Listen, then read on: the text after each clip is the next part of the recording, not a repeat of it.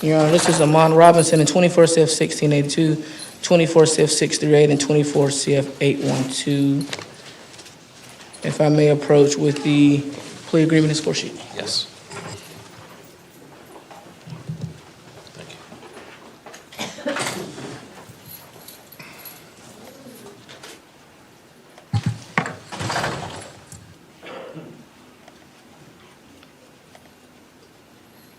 All right, so just to make sure I'm clear, it's 15.45 months DOC, but the parties are stipulating he's already served that amount? Yes, sir. I didn't get the number from the jail of how many days he has already. So. I just want to make sure it's clear for the record so that it goes on the clerk minutes that he's served his entire sentence based on stipulation, that he's got that much credit.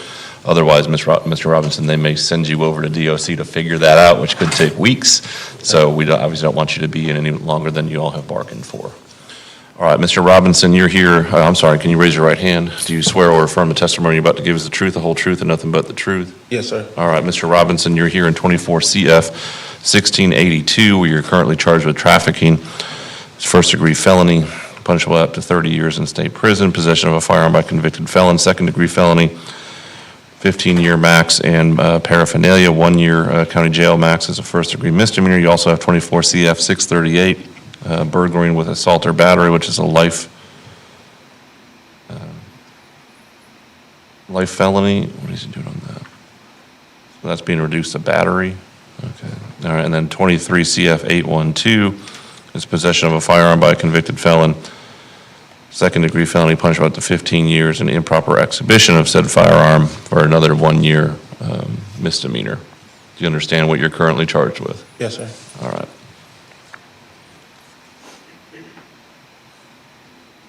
I've been handed a plea and sentencing agreement between you and the state that calls for you to plead to a lesser included possession of a controlled substance with intent instead of the trafficking. And then in the 638 case, a lesser included of battery instead of the burglary, but with a battery, and as charged as to the rest of it. Oh, I'm sorry, dismissing count 2, which is the possession of a firearm by a convicted felon in the 1682 case. Is that your understanding of the agreement you've made? Yes, sir. Is that what you want to do today? Yes, sir. All right, did you go over this plea and sentencing agreement with your lawyer? Yes, sir. Did you understand and sign it? Yes, sir.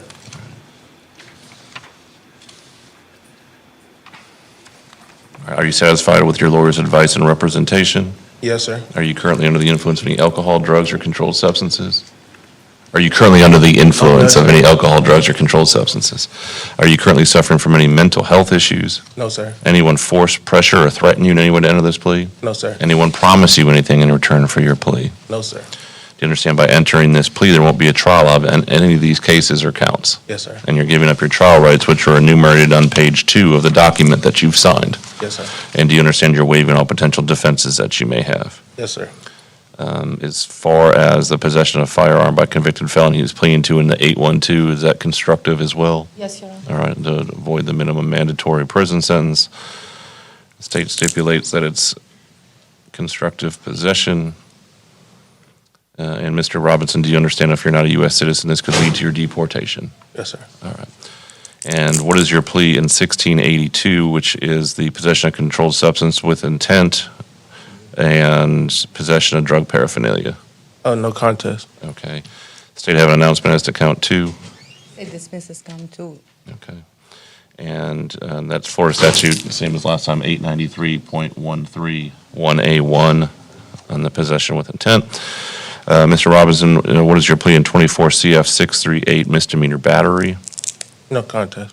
And that says 78303, isn't it 04? Or 78403? 7403. Okay. All right, so misdemeanor battery is 784.03. And then what is your plea to 23 CF 812, which is the improper exhibition and possession of a firearm by a convicted felon? No contest. All right, I'm going to accept your no contest plea as freely, voluntarily, knowingly given. Adjudicate you guilty on all counts that you've pled to.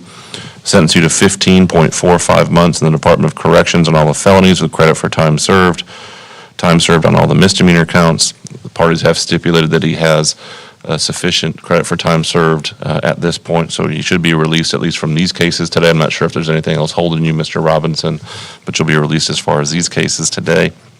In the 1682 case, it's $1,040 in court costs, $622 in court costs in the 24 CF 638, and $515 court costs in the 23 CF 812.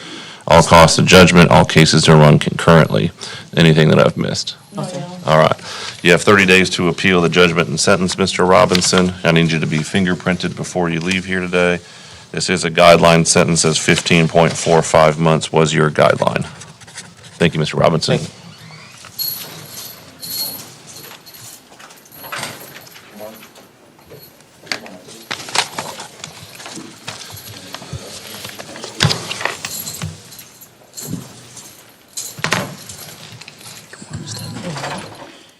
This is Trace Marshall in 2019 CF 1607, 23 CF 1981.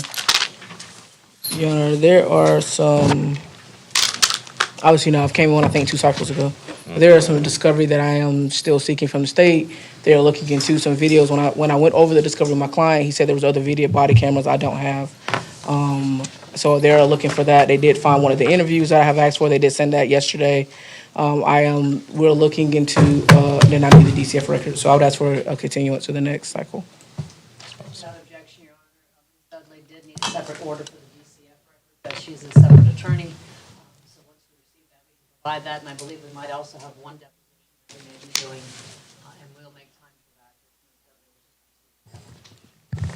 that. Have I signed the new order for you, Ms. Dudley? No, so I was asking, I had asked state, was there any, because it wasn't listed anywhere. Okay. So she told me I need to get an order. I will do that immediately. I do it today, get it over to Your Honor. Just make sure, I think I announced this the other day, but we switched over to the Odyssey form of our program. Okay. Which should work better, and I've heard good things so far this morning, fingers crossed. But just email the order directly to my assistant so it doesn't get lost in the Yes, sir, I portal and will. delay you guys anymore. Yes, sir, I will. All right. All right, Mr. Marshall, you understand that's going to continue your case for another 2 months before we come back again? Yes, I know sir. you've been there a while, and this is a new lawyer for you, so I'm being a little lenient, but I'd like for this case to get closer to a resolution, so if we can make sure to push through all that discovery. Yes, sir. And I'm hoping we sign- can. I've talked to another witness I think I'm going to add, and I think that can hopefully help us get it resolved.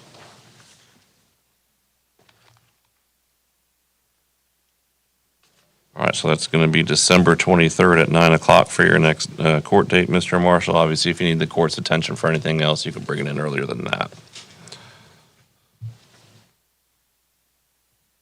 Thank you, Your Honor. Thank you, Mr. All right.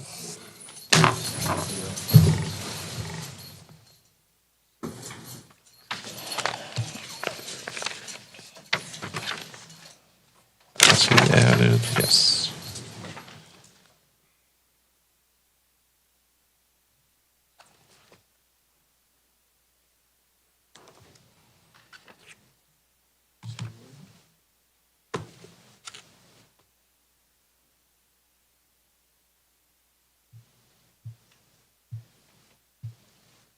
Your Honor, this is George Scott in 24 CF 2605. I have been talking with the state. This was Mr. Sheets' case, but Ms.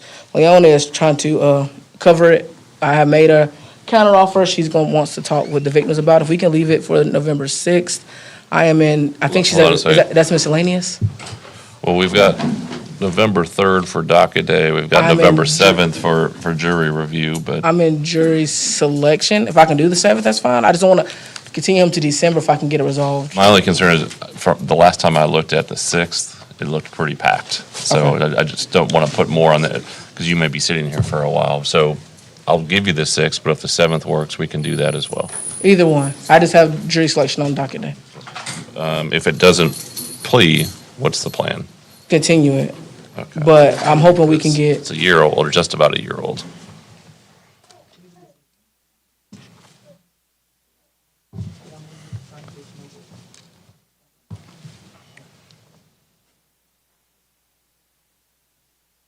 All right, so November 7th for plea continuance.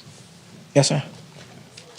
I know you're relatively new to it, Ms. Yes, sir, but I'm Dudley. just trying to work it out because he's, sitting in jail. I if agree, can but get the it. case will be a year old when we, Yeah, yes, sir. just about next week, so, Yes, sir. all right.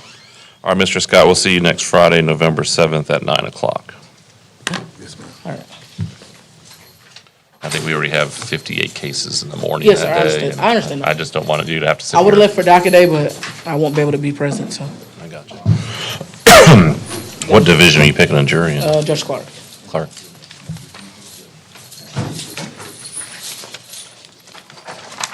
Your Honor, this is Matthew Bachman, at 21 CF 2261 and 23 CF 2528. We do have, I believe we're going to have a resolution, but I have to go through, we have to do the charges, figuring exactly what he's going to plead to based on the offer from the state.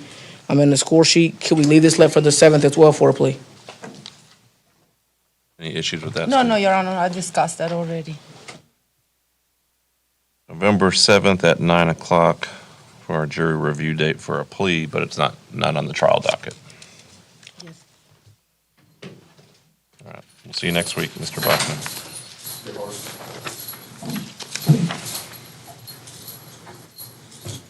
Your Honor, this is Colby Hart in 24 CF 1881 and 24 CF 1972. He also has, I believe, a couple cases with the Public Defender's Office.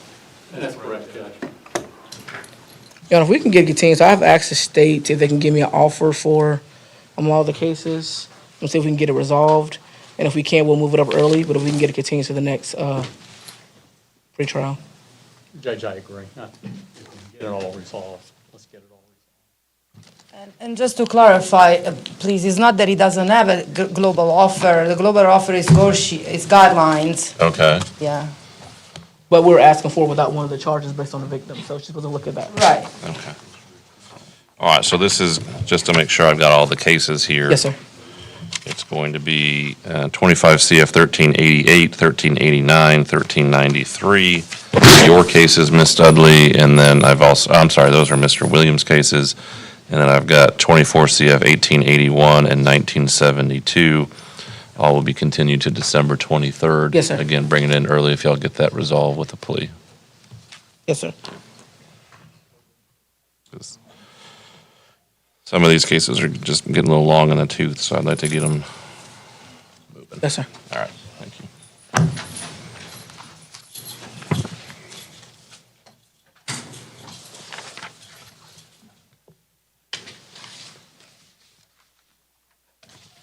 I think that is everybody. Unless clerk has anything else for me. I think that's everybody, Your Honor. That's okay. We're all on the same page. That's it for Ms. Dudley. Thank you, Ms. Thank you. Dudley. All right, Mr. Dyram. Morning. Docket, Mr. Durham. Go backwards for him. All right, he's got 3 cases, 24 CF 1417, 1419, and 2412. Correct, Your Honor. Fines, I saw you sitting right there. Are you ready to line yours up? For me? I'm still writing a plea for Mr. King, but I can do some of them. Your Honor, Mr. Durham is present. I'm trying to resolve all 3 of his cases with the global deal. If we can put him on the December 23rd docket, I'm hoping to have some type of resolution. So where are we at with it? Because So I've done I've got depositions. 2 from June of 24, so they're going to be 18 months old when we come back. In the trafficking case, Judge, I had depositions done, I believe, last month. There might be one officer. Last month, like September? Yes. Okay. September last month. And the state has made an amended offer.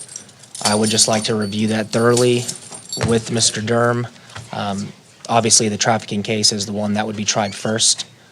And I believe we are close to getting ready for trial on that one. So if there's no resolution next pretrial, then we can set that trafficking case and proceed there. All right, so we're going to call this last continuance then for the trafficking case. Yes, sir. Anything from the state? Your Honor, I don't object. All right, Mr. Durham, this is your last continuance, 12/23, 9 o'clock. Thank you, Your Honor.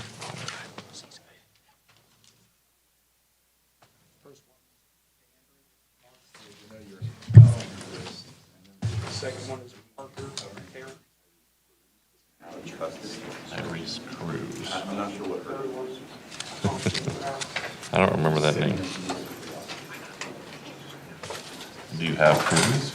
He's not here. Cruz is not in custody. He's in custody somewhere else, isn't He's he? the attorney for Oh. Tamika Hillary.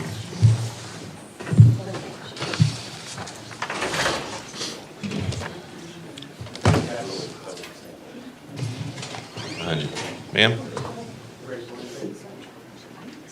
And who's it on, Hilliard? I don't have it on the docket. I didn't see Cruz on the docket, that's for sure. And Judge, this was a case where Ms. Hillard was in custody, and then she made bonds, so perhaps she moved days.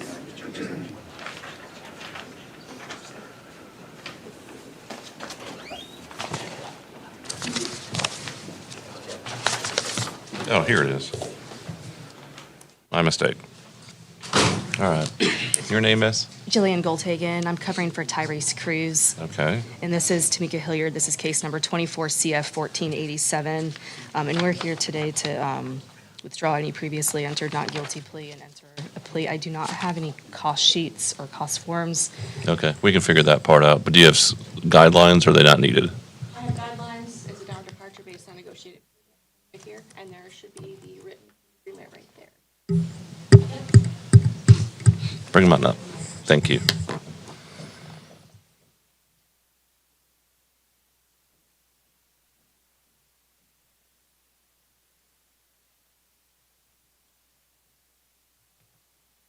It's basically 2 third-degree felonies then, or is it just the one? It's just the one judge, charge one, she's gonna plead to child abuse without great bodily harm, that's an LIO. Count one, dismissing the neglect charge. Okay.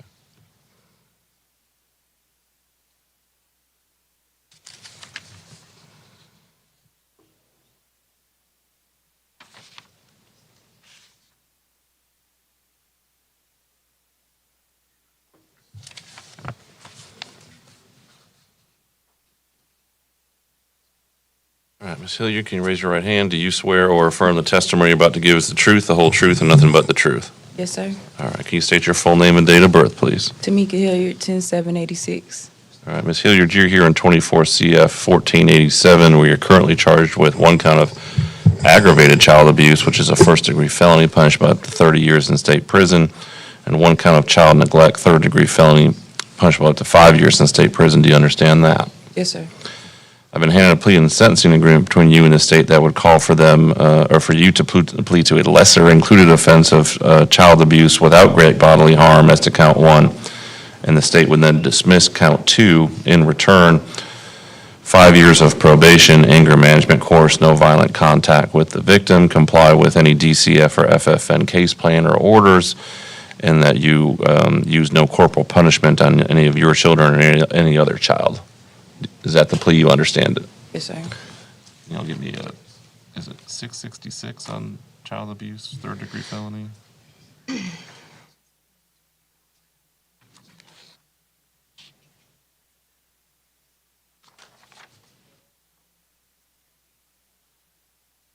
All right.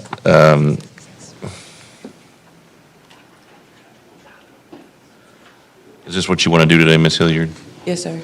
All right. And have you gone over this plea and sentencing agreement with your lawyers? Yes, sir. And did you understand it and sign it? Yes, sir. And are you satisfied with your lawyer's advice and representation? Yes, sir. Are you currently under the influence of any alcohol, drugs, or controlled substances? No, sir. Currently suffering from any mental health issues or concerns? No, sir. Has anyone forced, pressured, or threatened you in any way to enter this plea? No, sir. Has anyone promised you anything in return for your plea? No, sir. Understand by entering a plea there won't be a trial of any kind? Yes, sir. And do you understand that you're giving up your trial rights, which are listed on page 2 of the agreement that you've signed? Yes, sir. And you understand you'll be waiving any potential defenses that you may have? Yes, sir. And you understand that if you're not a U.S. citizen, this could lead to your deportation? Yes, sir. I have to ask everybody, so. All right, do you understand that this is a downward departure based on your plea bargain with the state? Otherwise, your score sheet was for 19.95 months in the Department of Corrections. You understand that? Okay. You understand that if you were to violate your probation, you can get as much as 5 years in state prison based on the third-degree felony you're entering a plea to?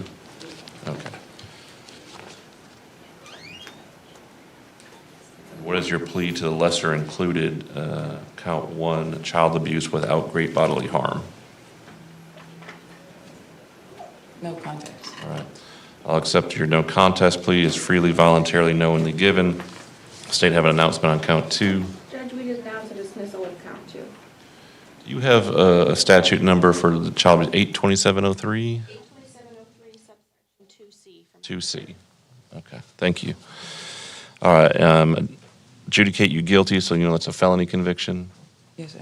All right, and 5 years probation, anger management course, no violent contact with the victim in the case, comply with any DCF or FFN case plans or orders, and no corporal punishment on any child. This is a downward departure based on a negotiated, uncoerced plea. For the record, the state has spoken with the victim and his father, and this is downward departures in specifically their request, I believe, actually. Okay. All right, so Ms. Hilliard, I need you to be fingerprinted. I need you to speak with probation before you leave. Are you local? I live in Fort Walton Beach. Fort Walton, okay, so they may talk to you about transferring down to Fort Walton, but you have to appear here first. They'll explain that to you now. Or do you want fingerprints first, Steve? All right. It's in custody day and she's out of custody, so I'm a little confused. Thank you. Have a good day.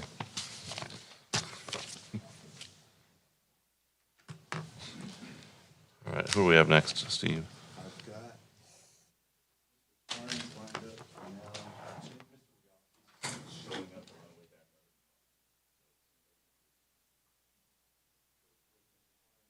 Mr. Brown.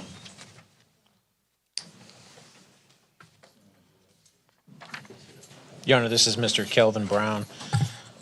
We're going to ask that this remain on Monday's docket for plea or but if we can leave this on for plea or continue for Monday, Your Honor. Why are we going to continue it? Well, I know there was a score sheet issue y'all talked about there's a score last sheet time. issue. I haven't taken any depositions in the case. I've been talking with Mr. Sheik about potential resolution that doesn't require the Department of Corrections. Mr. Sheik had indicated to me that he was amenable to a potential resolution like that, never gave me a definite answer. I did talk with Ms. Leone. She's given me a definite answer, but I would like to try to convince her otherwise between now and Monday. If it has to be continued, I'll set it for trial next cycle. It is what it is. Because one of these cases is very old. Two That's of them the are. 22 CF case, Your Honor. Yeah, there's actually two of them, 1823 and 1420. Those are violation cases that are traveling with the. Oh, those are VOPs? Yes, They're- Your Honor. They're not indicated here. Yes, Okay. those are VOPs. The 24 CF is the. That makes a little more sense then. Because usually they put the VOPs first and they're not. Correct. So the dock is just a little different than normal. I All know. right. So that makes me feel a little better about how old the cases are. All right, so we'll put you on, you want it Monday, the 3rd at Yes, sir. 9 o'clock. Mr. Brown, we'll see you on Monday. He's going to talk to you potentially about a new plea offer between now and then if it happens. Otherwise, we'll talk to you on Monday. All right, man. I'll come talk to you.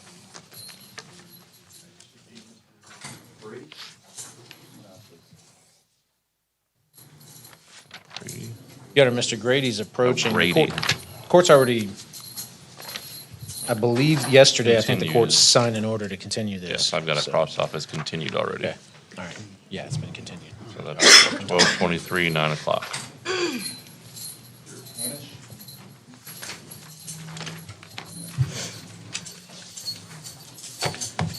You know, this is Mr. Hainish. Kind of similar situation with Mr. Brown. I'd ask the court put him on for Monday for plea or continue. I do have a counteroffer I need to talk with Ms. Leone about that I learned about a couple days ago. So I would like to ask to put this on plea or continue for Monday. Leone? No objection, Your Honor.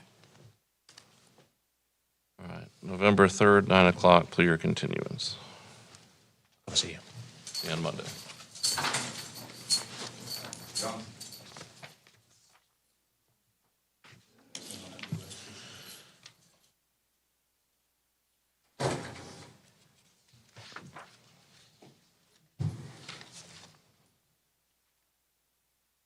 So I'll come talk to you. But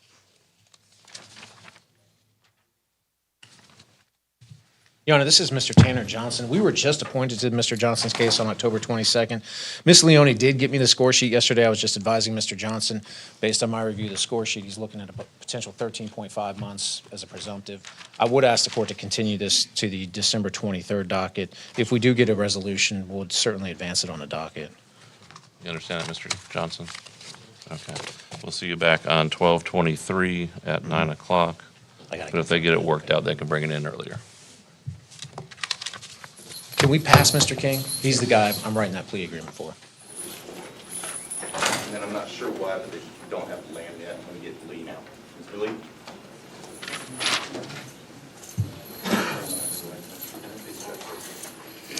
Your Honor, this is Mr. Kwame Lee. He is on tomorrow's morning docket for a bond motion, so if we could just today continue this to the 23rd, but Your Honor, we'll see him tomorrow morning for the bond motion. He's a new appointment. We just got appointed. That in the morning or the afternoon? It's at the 9 o'clock docket. I did not see it on the docket, though. It's been noticed for a hearing, so. I don't deny. That's I said fine. I went over the docket yesterday, I didn't see his name. I'll email you the motion.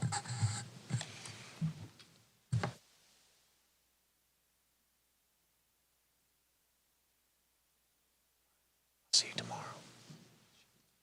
Filed on the 27th, the notice of hearing at least.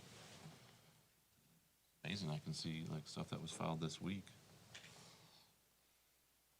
All right, and so this is going to be tomorrow at, so that's 10:30 at 9 o'clock. And as far as, you want a new pretrial? I know you said it, but I missed it. Oh, that's fine.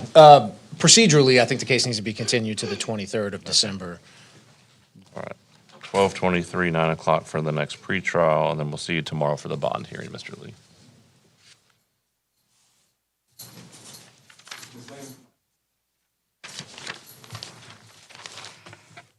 Back to Lamb. Your Honor, this is Ms. Lamb. We are still awaiting the results of her report. And I believe we are scheduling depositions for the first week of December, December 3rd. So we're going to ask the court to continue this one cycle. As soon as I get that report, I'll get it over to the state, but I don't have it yet, so. Was y'all supposed to have depots last time, right after pretrial? We've been going back and forth with each other. That's why I know we have depots set for the second or the third. I cannot remember why. CAC, I have depositions for Ms. Lamb, Mr. Knopfsinger, and Mr. Tipton the first week of December.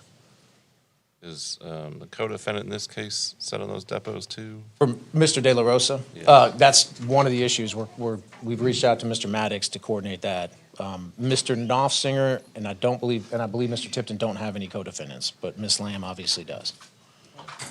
And I know I've announced this before, but I know you switched to this case relatively recently, Mr. Kleins, but I handled pretty much everyone you're talking about in my prior division. I've announced it before. Yes. I don't think there was any issue with it back then other than what I've already addressed. All right.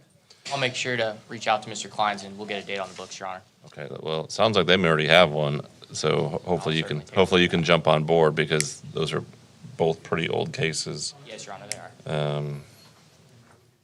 I think Ms. Lamb and Mr. De La Rosa are July of '24, so we're talking 14, 16 months. Yes, Your Honor. And when you said evaluation, you're talking about mitigation, Mr. Kleins? That's correct. That's correct. Yeah, we Your were Honor. Yes, dealt with the it's not, previous one. there's no competency issues. It's Yeah, I think we mitigation. dealt with that already. All right, Ms. Lamb, we'll see you back December 23rd at 9 o'clock. You're free to go. Thank you.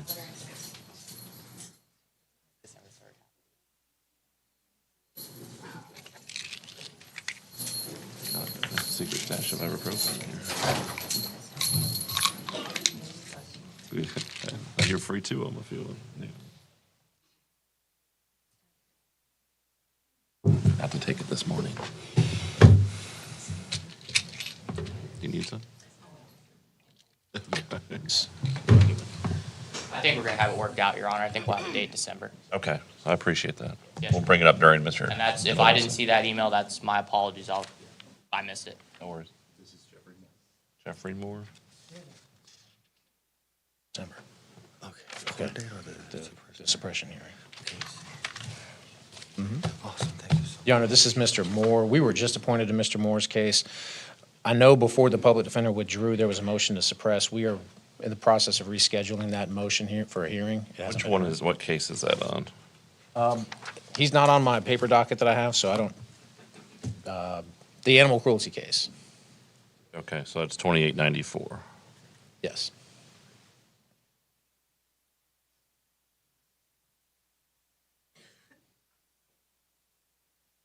So what are you asking for as far as the pretrial conference? We're just asking to continue this to the 23rd, but we will get that noticed, set for a hearing.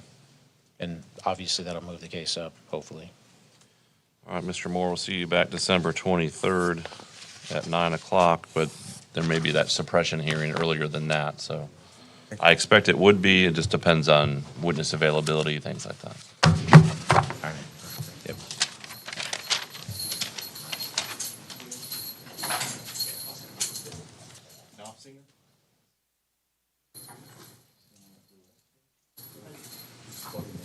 Your Honor, this is Mr. Knopfsinger. I did meet with Mr. Knopfsinger yesterday. Dr. McDonald is supposed to meet with him one more time prior to preparing the mitigation report. And we have those depositions early in December. I would ask the court to continue this to the 12/23 docket. All right, any objection? No objection, Your Honor. All right, Mr. Knopfsinger, we'll see you back on December 23rd. In the meantime, you've got an evaluation or another meeting with the doctor coming up, as well as some depositions, so we'll see what happens with that. All right, thank you.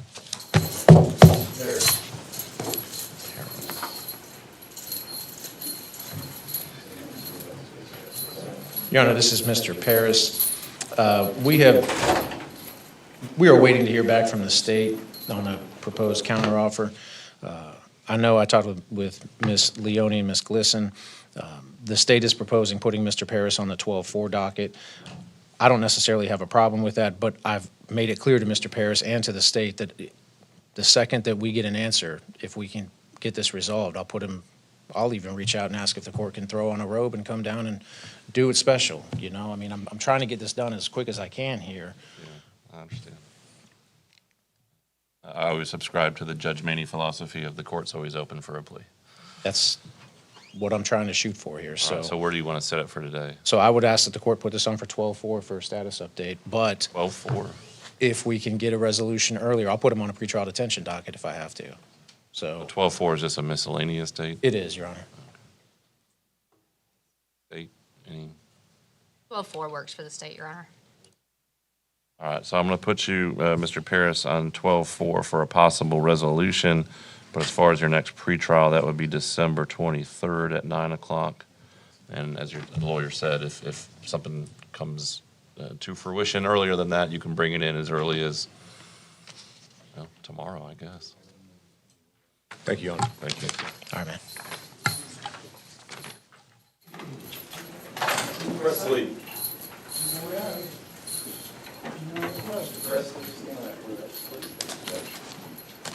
Your Honor, can we approach him, Mr. Presley?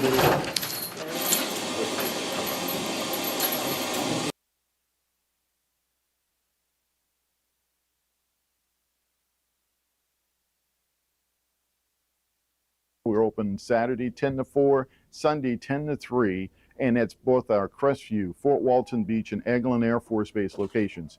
So you have things to do, go and do it. Just know the UPS store is going to be here. Again, Sundays 10 until 3 p.m.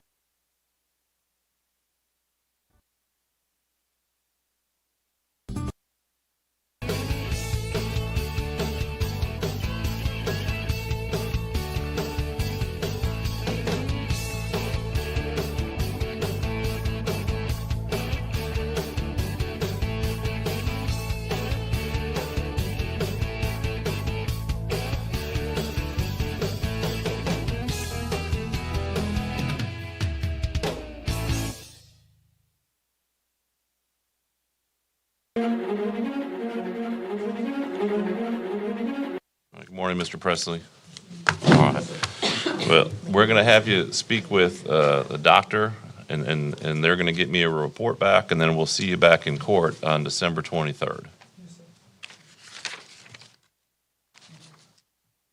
All right. Thank you, Mr. Presley.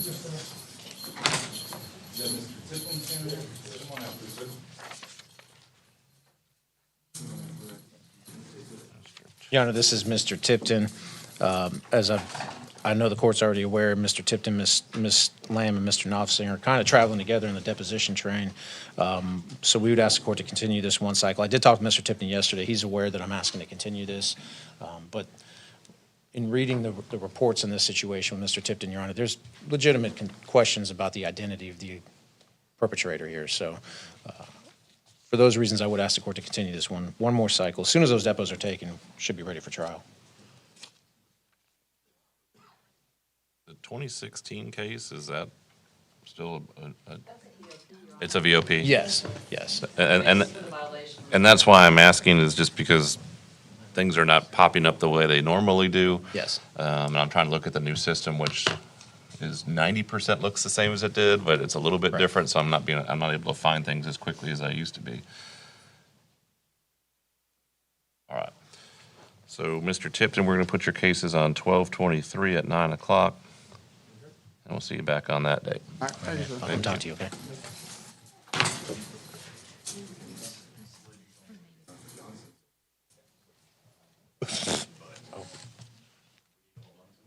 Yeah, hold on to him. Like, I'll talk to him, but Was that Tanner Johnson? yes. Hold on to Tanner Johnson. He might end up being a plea.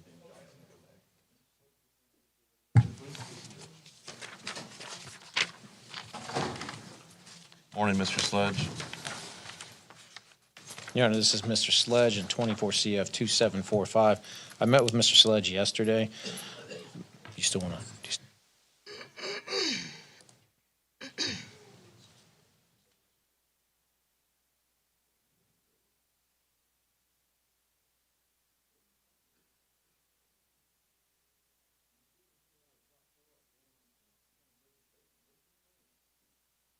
Are you high? Your Honor, I met with Mr. Sledge yesterday. Yesterday, I was informed that he was going to fire me, so I was just inquiring if he wanted to proceed with the Nelson hearing. The situation with Mr. Sledge is, on October 17th, the alleged victim in this case gave a written statement saying she wants to drop the charges. As I explained to Mr. Sledge, the state's already aware that she wants to drop the charges, and they're not going to just because she's provided a written statement. So She went to the state attorney's office and filled out a drop charge form, didn't she? Yes, she did. So Mr. Sledge, just so you understand that the state can go forward with charges even if the alleged victim doesn't want to. All right. So that's what Mr. Kleins is explaining I'm to you. not studying him. What y'all talking about? Say again? What are y'all talking about? We need to get this show on the road then. All right, so do you have any issues with Mr. Kleins? He's fired. This man tried to sexually assault me yesterday. This man be tripping. He came to the jail talking about he could help me if I pulled out my pants. I told him, man, you tripping. All right. I don't know, man. Have we done a competency evaluation yet on Mr. Sledge? last week, Your Honor, Dr. McDonald went to the jail to meet with Mr. Sledge. He refused to meet with her. Okay, let me explain something to you, and I explained it to you last time. Mr. Can't Sledge, explain Mr. nothing, Sledge. man. I don't have to do nothing. You can't tell me nothing. The lady said I don't have to if I don't want to, and I told her no, period. That's it. Now let's move forward. I ain't talking about No, that. you need to I'm done speak, with that. you need to speak with the doctor when I she ain't comes. speaking with nobody. I'm pro se. I want to move forward pro I se. haven't, we and that's haven't what we gonna had, do. we haven't had a Ferretta hearing yet, Mr. I want to go pro se. It's my right. Okay, let me explain something to you. It's your right, but I still have to determine through, Mr. Sledge, here's the problem, Mr. Sledge. Every time I try to explain something to you, you start retarded, talking. Man. You stupid. You tripping. All right. I ain't did nothing. You need to get this. Tell me why I shouldn't find you in contempt. Hey, man, whatever you want to do, man. I'm ready to go to trial. Okay, well, I'm finding you in direct criminal contempt for what you just said, specifically calling me stupid. Okay. Anything you want to introduce as far as mitigation before I announce your sentence? Whatever. All right, 6 months county jail consecutive to anything he has in this case.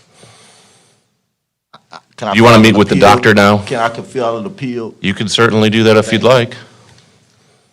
Are you going to meet with the doctor? No.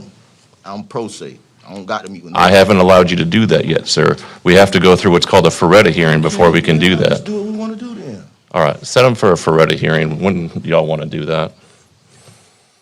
Whenever the court is available, I'm fine. I'll defer to the court. Anytime. Well, you just told me you wanted to fire your lawyer, so I'm not sure who you're referring to. Well,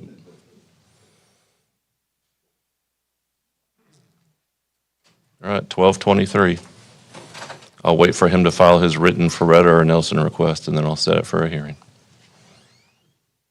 Is that it? That's all I have for you, other than Johnson would like to speak with you. Okay. Yeah, I'll go talk to him.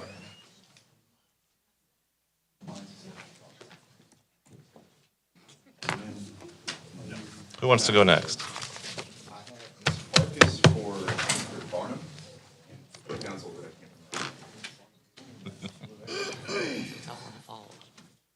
Good morning, Your Honor. Rachel Farkas on behalf of Camden Barnum. It's good to see you. Good to see you, too. I'd like to introduce my co-counsel. Andrew Benson. All right, good to meet you, Mr. Benson. I think that the state and defense would like to approach. Okay.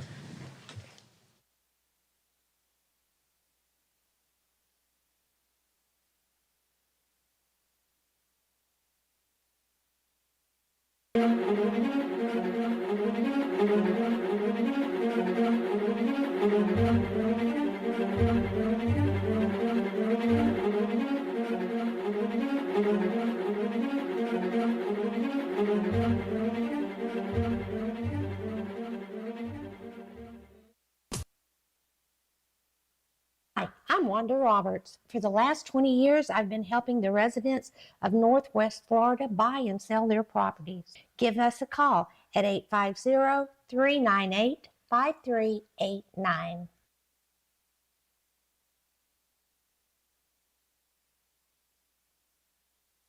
Hi, I'm Michael Gilbert, defense attorney with Warrior Law. I represent those accused in Santa Rosa, Okaloosa, and Walton County. If you or anyone you know has been accused of a crime, give us a call. We can help.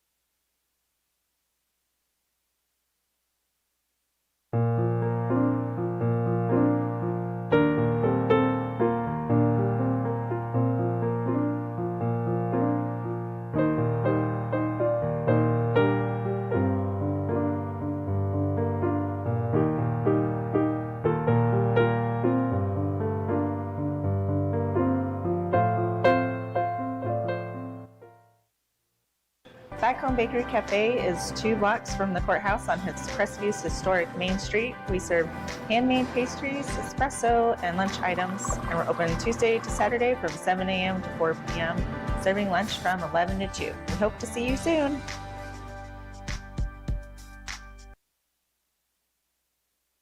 Hello, I am Bonnie from Body Be Healthy here in Crestview. We have been serving the area since 1999. We're an alternative health food store. If you're interested in bettering your health, we'd like to invite you to stop by. I'm Amanda Gaskin with Briarpatch Realty. Helping qualified heroes save money is my passion. When I help a hero buy or sell a home, they receive a check from Homes for Heroes. Check out amandasheroes.com for more information.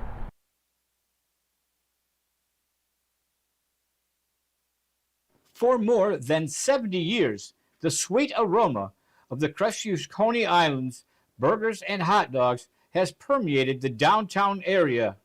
If you have not experienced the unique flavor of Crestview's Coney Islands burgers and hot dogs, then I encourage you to join us for lunch. Monday through Thursday from 10 a.m. till 3 p.m., Friday from 10 a.m. till 4 p.m., and Saturday from 10 a.m. till 2 p.m. We're located in historic downtown Crestview at 107 North Main Street. Call 850-683-1045. CQ Roofing, your hometown roofer since 1999. We're state licensed and insured, family owned and operated with 24 years of local service. We specialize in shingles and metal, re-roofs, repairs, and leak specialists. For all of your roofing needs, call us today or visit our website at cqroofing.com. CQ Roofing, your hometown roofer.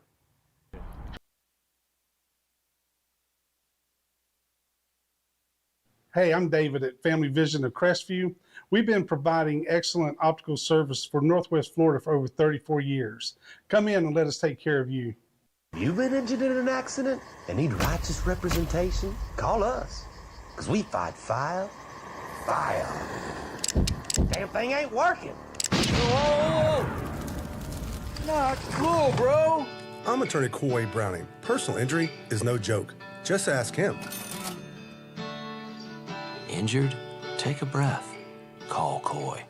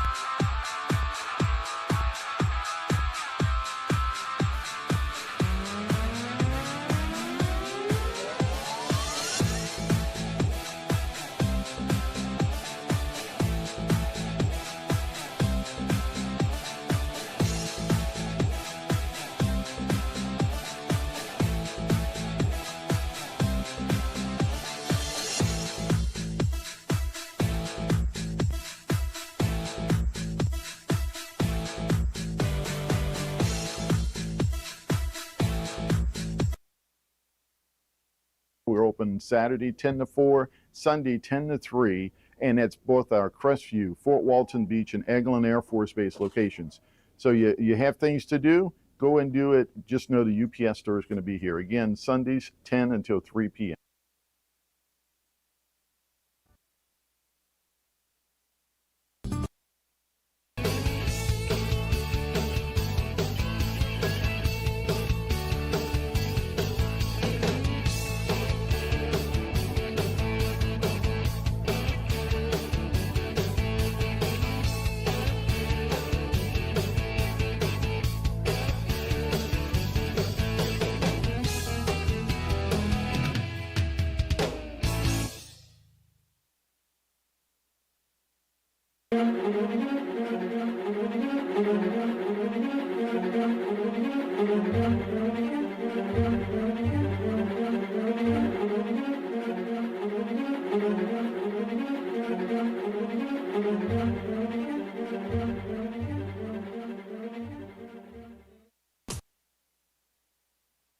Hi, I'm Wanda Roberts. For the last 20 years, I've been helping the residents of Northwest Florida buy and sell their properties.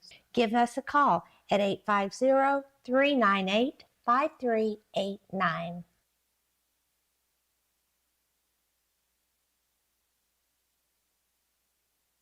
Hi, I'm Michael Gilbert, defense attorney with Warrior Law. I represent those accused in Santa Rosa, Okaloosa, and Walton County.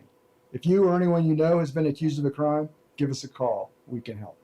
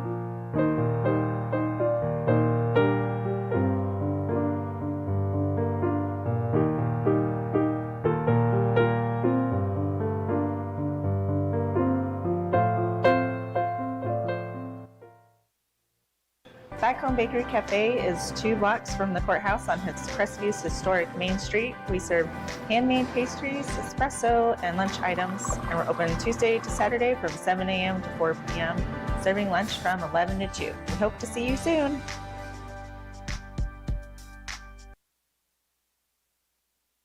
Hello, I am Bonnie from Body Be Healthy here in Crestview. We have been serving the area since 1999. We're an alternative health food store. If you're interested in bettering your health, we'd like to invite you to stop by. All right, Mr. Barnum, it looks like we've worked out for your stand your ground motion. We're going to hear that on December 2nd at 9 a.m. We'll have basically the whole day to resolve or to work on that case, but we also have kind of an overflow into the following afternoon of the 3rd, just to make sure that we've got enough time to hear all the witnesses and see all the evidence. Your lawyers and the state attorney talked about providing me some things in advance so I can review those, so y'all don't have to, watch me read transcripts or watch me watch videos. So I'll do that in advance of your hearing, so it should be even more efficient that way. And then we're going to put your next pretrial conference on December 23rd at 9 o'clock. We fully expect that could be continued from there. We just want to see where we're at that point. To be honest, as I'm kind of somewhat thinking out loud, is I would probably use that as a deadline for myself to make sure if I haven't ruled on the spot in the stand your ground that I've given you a written order by that point. All right. Anything else? Not from us. All right. From the state. All right. Thank you.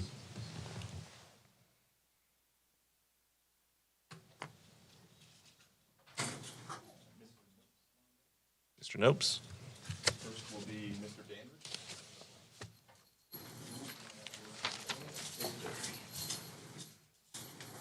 Judge, on Mr. Dandridge, this case, 25 CF 756, I'd ask to leave it set for docket day, plea or continuance.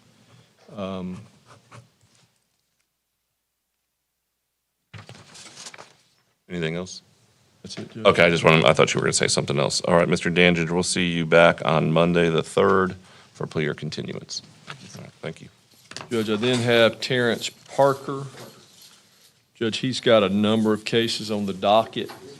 I'm going to say leave it set also for Monday docket day, just because I'm hoping maybe we can, Mr. Parker and I can come up with a counter offer to the state that they might be willing to consider, but it would be plea or continuance. We're not prepared to go forward on any of those cases at this point. How long have you been on it, Mr. Nopes? Judge, I've been on it, I really don't know.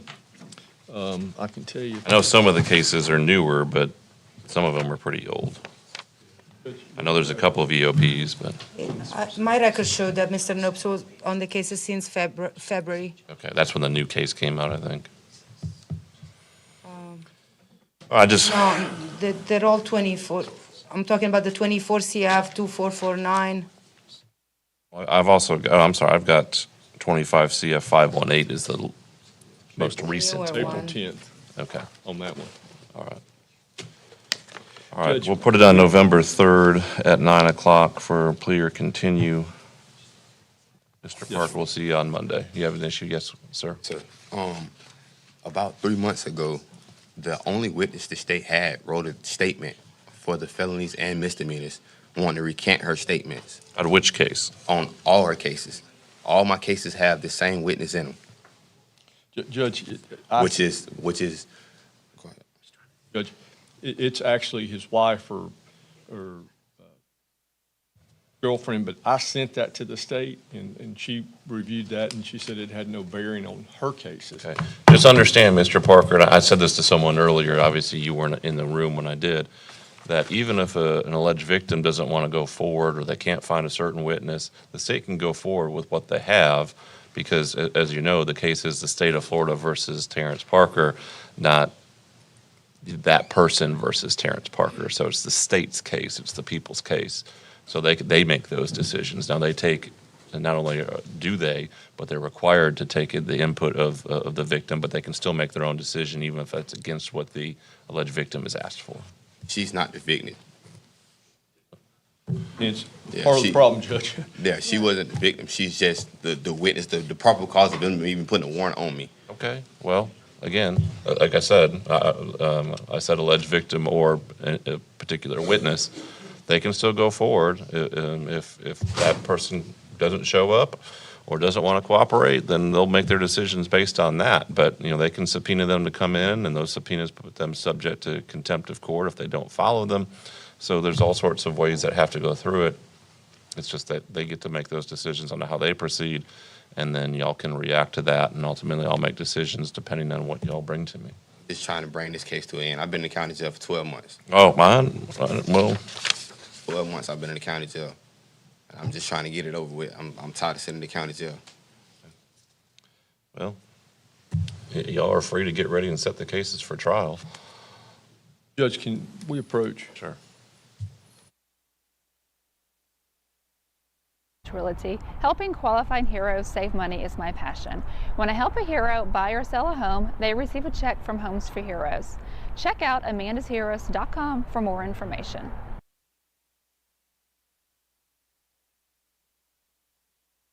For more than 70 years, the sweet aroma of the Crestview Coney Islands burgers and hot dogs has permeated the downtown area. If you have not experienced the unique flavor of Crestview's Coney Islands burgers and hot dogs, then I encourage you to join us for lunch. Monday through Thursday from 10 a.m. till 3 p.m., Friday from 10 a.m. till 4 p.m., and Saturday from 10 a.m. till 2 p.m. We're located in historic downtown Crestview at 107 North Main Street. Call 850-683-1045. CQ Roofing, your hometown roofer since 1999. We're state licensed and insured, family owned and operated with 24 years of local service. We specialize in shingles and metal, re-roofs, repairs, and leak specialists. For all of your roofing needs, call us today or visit our website at cqroofing.com. CQ Roofing, your hometown roofer.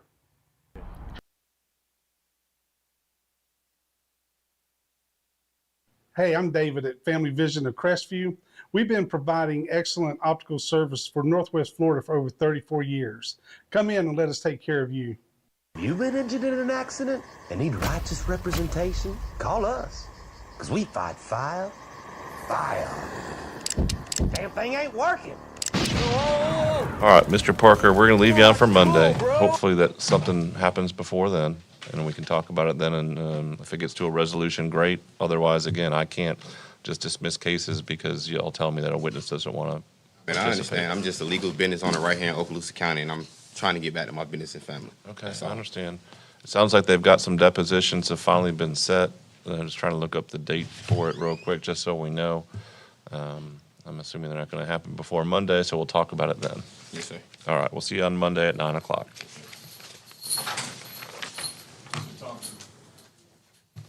Judge, Mr. Thompson, this is Ralph Thompson. Ralph Thompson, Judge. He's got a new case, 25 CF 2021, Judge, and what he has asked me to do is ask to continue the matter. One, because of the new case, and two, he's making an application to Phoenix House.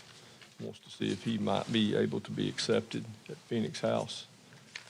That might make the resolution a bit easier if he was accepted to Phoenix.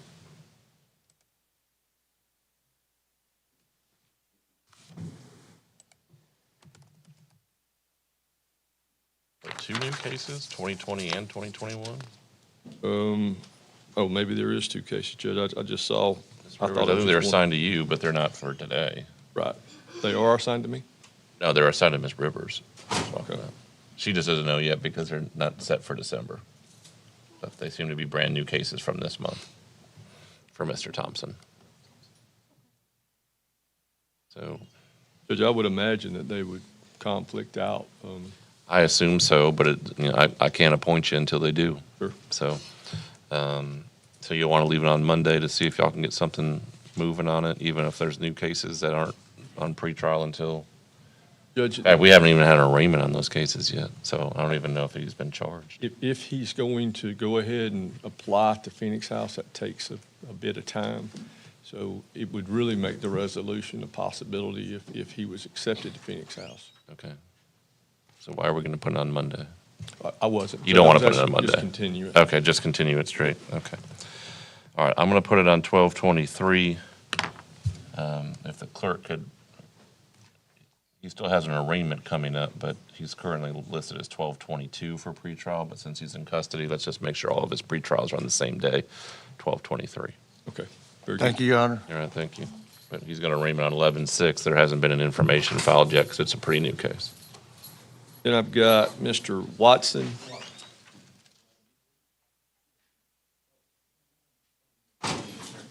Judge, on Mr. Watson's case, I'm going to ask to continue it. I am going to talk with the state about another possibility based upon his age. He might qualify for youthful offender. So we'd ask the court to continue this matter to 12/23. Any objections from the state? No objection. All right, Mr. Watson, we'll see you back on December 23rd at 9 o'clock. Then, Judge, the last case that I'm covering for Jeff Toney is State versus Byron Williams, 25 CF 1131. He says he was retained yesterday, and he's asking to continue it. No objection, Your Honor. It's under Rivers, yeah. I know I saw it last night, and I thought he was here Monday to talk about it. Oh, he was? No. And that's gone last time. He must have bonded out, I guess. Oh, I got you. That's Byron Williams? Yes, sir. Okay. Is that a 25? When I said he was here Monday, wasn't Mr. Toney here trying to talk about it on Monday, but he was maybe confusing that with a different Williams. All right, so what does he want to do with it, Mr. Just to Nopes? continue it. All right, 12/23. Any objection from the state? No objection from the state on the continuance, 12/23. That was number 102 on the docket, Byron Williams, 25 CF 1131. Very good. Thank Anything you, else, Judge. Mr. Nopes? That's all I got. All right, have a good day. Have a great day.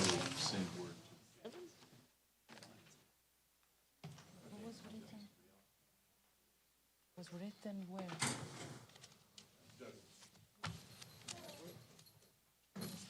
Good morning, Your Honor. Good morning. Joseph Riossi for Christian Alexander Douglas, who's present before the court in 2023 CF 111A. Your Honor, we'd like to leave this set for docket day with subpoenas. And this one, Your Honor, I need to request the first week. Okay. Because of witnesses availability. What week is that? The 10th? Yes. It's the 10th, but just remember the 11th is Veterans Day and it's a court holiday. So how long do we think the trial would take? Excluding jury selection, at least 2 days. I have trials set in Walton County on the 10th. Hoping, we had discussed the second week at one point, I thought. That was last cycle. I don't remember saying the second week. I can get with Judge Love and over there.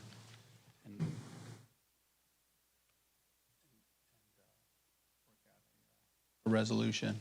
Okay. This case takes precedence over. This is probably an older case. Yes, it is.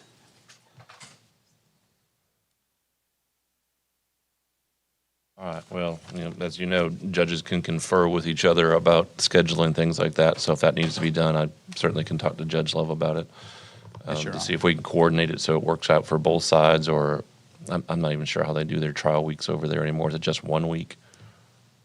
I think that they have 2 weeks, and I think that they do jury selections on the day of the trial also, Okay. which would assist in potentially working this out. All right. Well, I'd like to get this one done. I think we've been talking about trying to resolve this since I took over in January, so.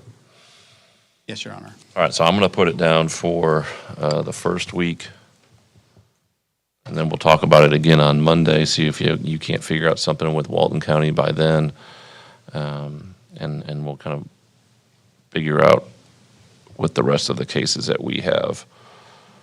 Yes, Your Honor. I believe that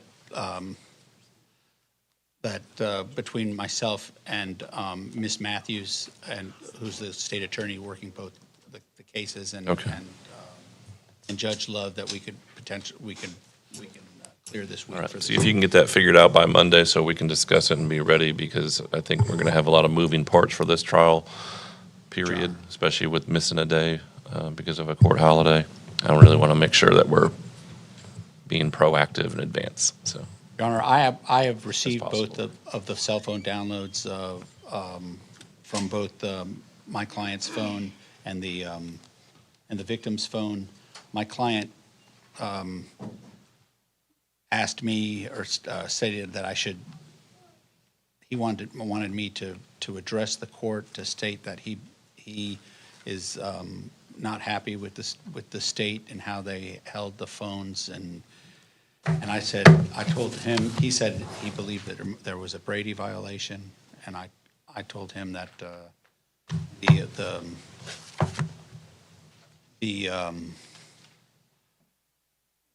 purposes of all of that is to, with the court, the redress that we would have is that the court provide the discovery to us, and ultimately we received all the discovery, and I was able to get it to the expert and who's reviewing it right now. So, okay. He just wanted me to state that on the record. I understand. I mean, we've talked about this numerous times. I felt like I had to encourage the parties to get there faster several times. I think there was quite a bit of confusion as to how that needed to be done, but it's been done. If you have a Brady violation motion you want to bring, I'll certainly take a look at anything that you give me. Sure. But I can't say anything until I know the specifics of it. All I know is it wasn't given over till recently, but it wasn't anything they had got a search warrant for in advance. So. Yes, Your Honor. All right. I'll see you on Monday. All right, thank you. We'll see you on Monday, Mr. Douglas. Hold on, Mr. Riasti, your client wants to say something else. Also, we had this discussion about the phones. You told Mr. Riasti in the beginning why don't you speak to your client about who the carrier your phone is, instead of getting the downloads off the phone, go to the carrier, in which I provide them with the carrier, which is Metro PCS. So why wouldn't I just subpoena the phone records through them? So, well, I think that's what I brought up. My question was, yes. Are you trying to get something that's off the phone, or are you trying to get records as far as phone calls or text messages and dates and times? Because I think the issue was, if you can't get the phone, maybe you can get that information from the phone carriers, what we all talked about. But if he has the phone, he may have all that. Again, I don't know the evidence, and just to kind of clean this up a little bit, Mr. Rios, you said something about the court providing the discovery. I know that's not what you meant, but I just want to make sure it's clear. I don't have possession of these things or any reports, or the only thing I can look up is the arrest report that was done at first appearance. So I just, the kind of misperception that a lot of people have is that judges have access to everything. That's the exact opposite. We're not supposed to have access to really anything until we're being asked to look at it for purposes of making a ruling. So I don't know anything about those things until the motion's filed and it's brought to me, but I'm not sure what you're really asking for at this point. Well, I think Mr. Rossi was under the assumption that the GPS data was going to be able to be retrieved from the phone, which I've been told that the data and GPS on my phone was corrupted. And that leads me to the belief of a Brady violation or withholding evidence from the state. There was a bit of confusion with regard to that. So I received a download from the state of the data from his phone. From what I was told from my expert, the cell phone that I provided to that it was a cell phone report, and I was told that's also from the evidence handler for Okaloosa County Sheriff's Office in Shalimar. So I stated, I asked the evidence handler what is generally provided to experts, cell phone data that's generally provided to the experts, and he said a full cell phone data download. And I asked him to provide that to me for both of the phones, and he did. And so the expert has the full cell phone download of both cell phones. The data was not corrupted. What was provided originally wasn't the cell phone download that is usually brought up, and so it's been given now. Yes, that has been remedied. And The your state has experts had to provided take that. your experts looked at the cell phone download. Yes, he's had it for some days now. And, Days? Yes, Your Honor. More than about 2 weeks, Your Honor. Okay. So he stated that his review doesn't take months. I would hope not, since we're set for trial in 2 Yes, Your weeks. Honor. I just wanted to clarify that the data that we received was not corrupted. And although I had mentioned, I might have used those words originally when I received the cell phone report, because I wasn't quite understanding what Mr. Miletic was saying.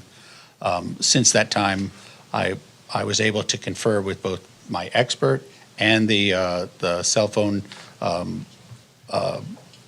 the Okaloosa County Sheriff's Office evidence handler who does the cell phone downloads, to provide Mr. Miletic with exactly what is needed with regard to the review of the cell phones in this case.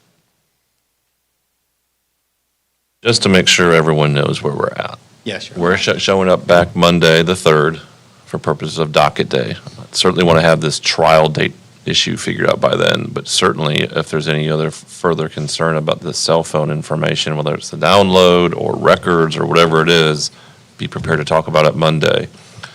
Friday the 7th is our jury review, and it's basically the last day we can really handle any sort of motions. So I don't want this to be a situation where we show up on Friday the 7th, ready for trial the following Monday, and there's new motions, there's new issues. So get these things resolved before Monday. Yes, Your Honor. Or filed if it's something I have to make a decision on. Get it to me early so I can read and prepare for it, and we can have a hearing if need be on Friday. But this case it'll be 3 years old in January. Yes, Your Honor. And we've been talking about these cell phones since my first day in this division, which was December 30th. So we're talking 10 months, and we're still seemingly confused about what needs to be turned over, what's been turned over, what the format of it is. Does the expert have it? Are they ready to go? This case needs to be resolved. So let's talk about it more Monday. Yes, Your Honor. But I don't want more question marks on Monday. I have a question mark for today. Well, let's talk about it today instead of Yes, Monday. Your Honor. I still don't have the name of this expert. They haven't shared them in amended discovery. I don't have a CV, nothing. So I have, the state also has some. At this time, Right. I'm not anticipating that he would testify at the trial. When is that decision going to be made? I'll provide Ms. Leone with the curriculum vitae and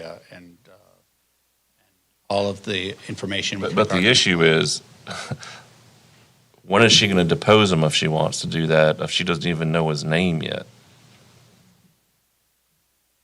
If he's a Yes, Your potential witness that you're going to call at trial, it has to be provided so she can do what she wants. Either read his report, do his deposition, talk to him, to have her expert take a look at it. I mean, I'll provide all that information to Ms. Leone. all right, well, that needs to be done this week. So on Monday, we can talk about if there's going to be a problem caused by that. Thank you.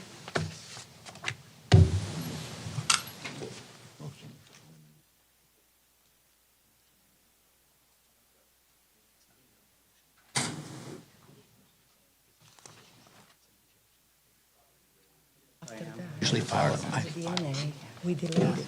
I filed it. That was on at the time, before you got the case. I didn't know anything about that. Did you send another one? You and I spoke about 7 years at last trial cycle. That offer has been revoked.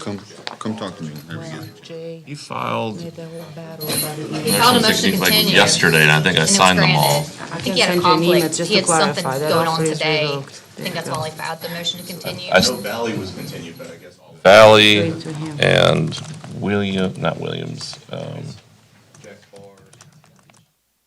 Yes, they were all continued to the 23rd, because I think they gave us the wrong date, so I had to change them all to the 23rd before I signed them. I caught it after I signed the first one, we had to fix it, so. He's got the last chance to take the 7 years and 5 years probation. If he doesn't, we can set it for trial this cycle, the second one. Frankly, I'm usually pretty lenient on the late continuances, but this afternoon before court dates is not gonna work anymore. He was. December 23rd. Yes.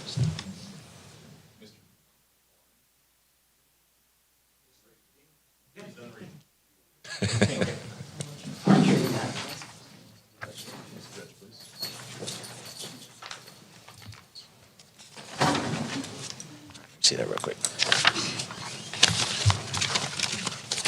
Yeah, I did those till the afternoon yesterday, because I had to fix them all, and we were dealing with smart bench thing. I must have signed 100 orders yesterday. Your Honor, Mr. King is signing a plea agreement right now to resolve the case. Today's 10/29. So I believe yesterday, Ms. Barrickman filed an amended information. That amended information was filed in the case that is closed. Actually, Mr. King has one open case, 23 CF 2708. The amended information was filed in the other 23 CF case. It should have been filed in the 2708 case. Mr. King is prepared to enter a plea to the amended information, if the court's willing to accept that.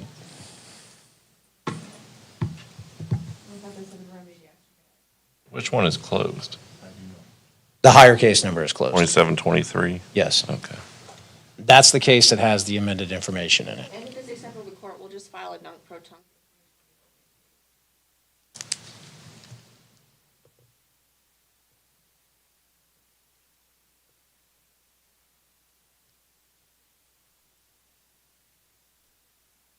All right, but I already signed the order back in July consolidating the two cases. Correct. So it's just a matter of it having the right case number, but it's all the same thing. I don't see an issue with that. Okay. Perfect. Then we're prepared to enter. I think maybe just for purposes of the record, get the information filed in the 2708 case, just to make it sure it's clear. But they were consolidated already. Yes, sir. Just they were consolidated into the 2708 case. to the other case number. Correct. Okay. At this time, Mr. King would withdraw his previously entered not guilty plea and enter a no contest plea as charged in the amended information. The amended information charges 2 counts of child abuse without great bodily harm. It's a little bit complicated not complicated, but a little involved on how to announce this, Your Honor, because the intent of the parties is that Mr. King is going to be sentenced to 24 months in the Department of Corrections, followed by 7 years of probation. Because these are 2 third-degree felonies, it's got to be chopped up a little bit. So on count 1, Mr. King would be sentenced to 24 months Department of Corrections with credit for all time served. That will be followed by 3 years of probation on count 1. Count 2 would be 4 years of probation consecutive to the probation in count 1. The special conditions of supervision for Mr. King would be no contact with minors. He would have to complete a mental health evaluation and any recommended follow-up treatment, attend and complete an anger management course. He would be assessed $616 in court costs, $150 in cost of defense. He has previously been adjudicated. If I may approach, and I do have a statement from the mother of the victims that the state would like the court to review. Okay. Approach. Is it just for me to read, or you want this announced or filed with the court, or? She would just like it placed in the.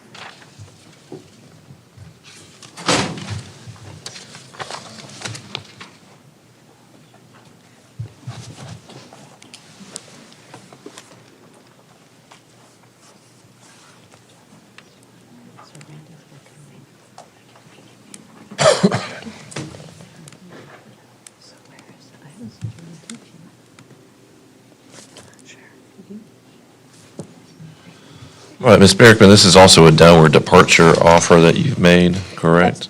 That's correct, Judge. Did the victim's family have any issues with that?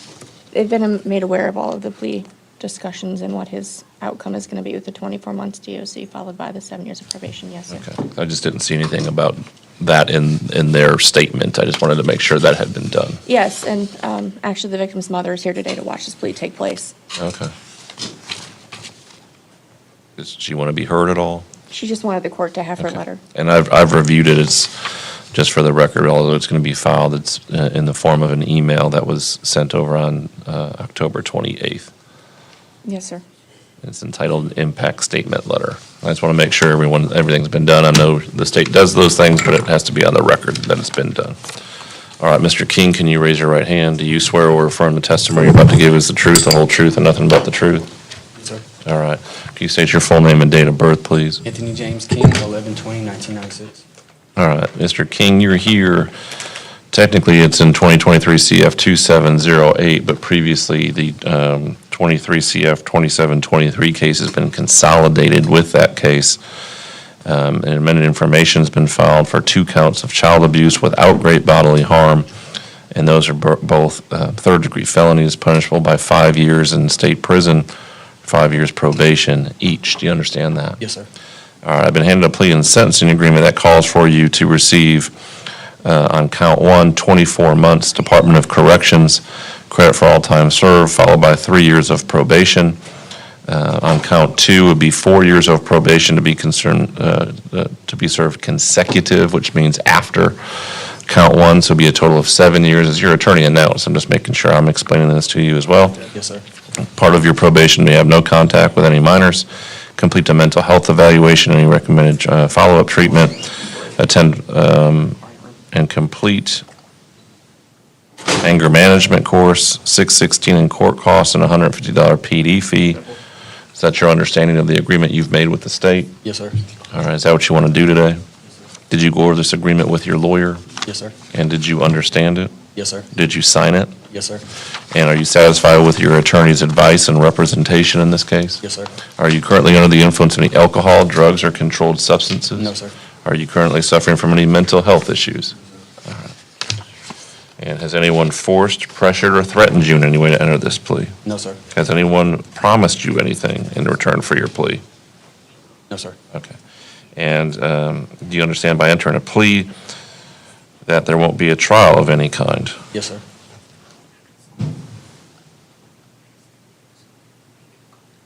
And do you understand you're giving up your trial rights, which are enumerated on page 2 of the agreement that you've signed? Yes, sir. And you understand you're waiving any potential defenses that you may have? Yes, sir.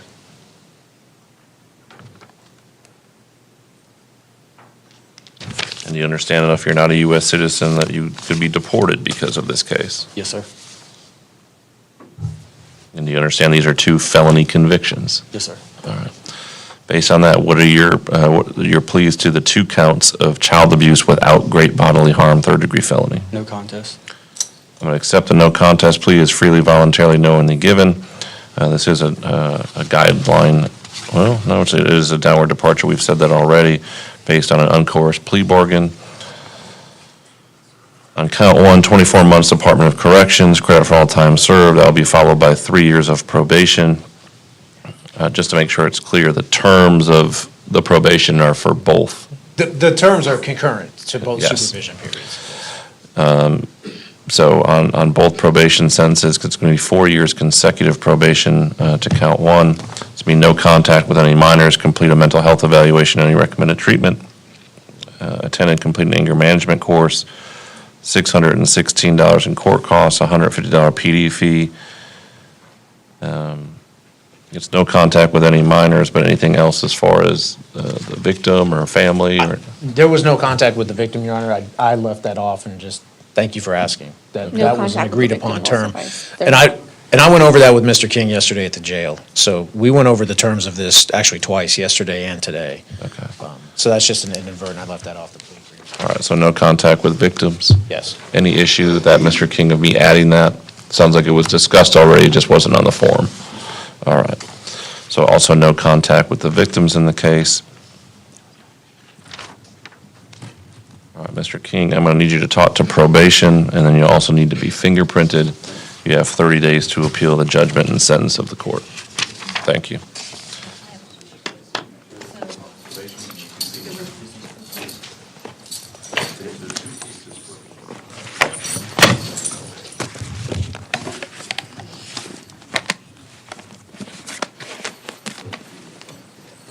Ms. Barrickman, do you want to, just to make sure it's clean, enter a null pros on the third charge, even though you filed new information? I think just to make sure it's clear, just like filing the information in both cases, filing an null pros, pursuant to the plea agreement. I just want to make sure that there's no concern as to what happened with it. Yes, Judge, and just to clarify, so we'll file our non-protunct information on 2708 alleging 2 counts of child abuse without great bodily harm and announcing a dismissal of the other charge. So that would be? It's child neglect. The neglect charge, yes. Yes.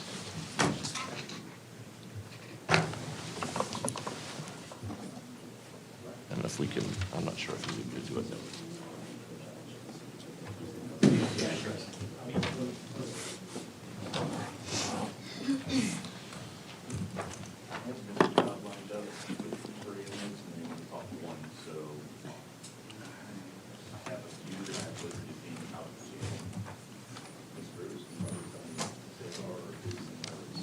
Your Honor, if I may, I also have one from Monday who showed up today. We have a negotiated plea bargain ready to go, if you'll take that one as well.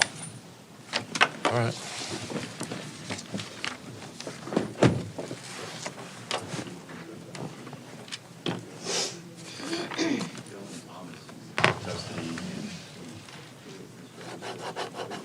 All right. Is Dylan Thomas here?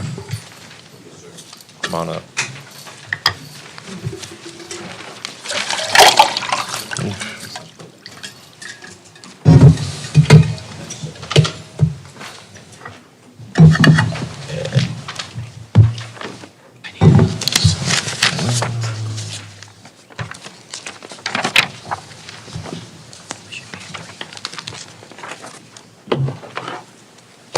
Your Honor, Dallin Thomas is before the court on 25 CF 1284, 25 CF 1316. We are going to ask for a continuance to the 1222 docket. I did present to him this morning an offer from the state, and he is going to think about it, and we're planning on resolving this on 1222. Mr. Thomas, we'll see you back on December 22nd at 1 p.m. If y'all resolve it earlier, want to bring it in, we can certainly do it earlier at another court date. Just stay in touch with your lawyer. Sure. Thank you, Your Honor. Thank you.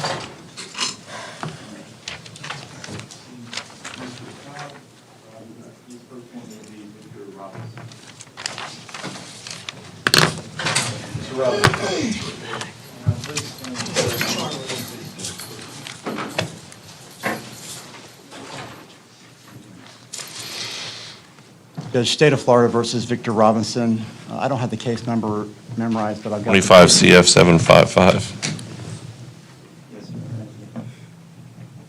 What are we doing with the case? Change it, please. Okay.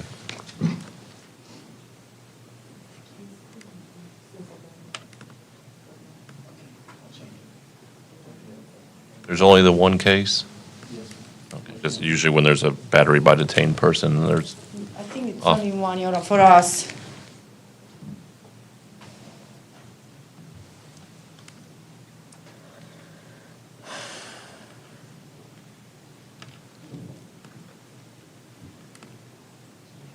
Let me just fix this really quick.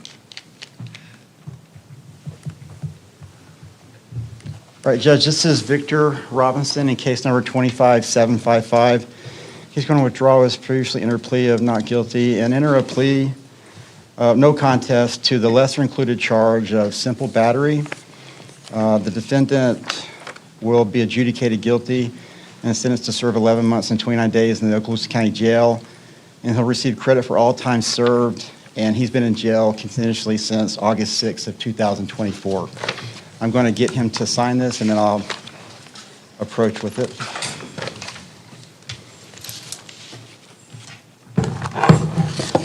Jesus Christ. Forgive me, right? Can I approach, Judge? Yes, sir.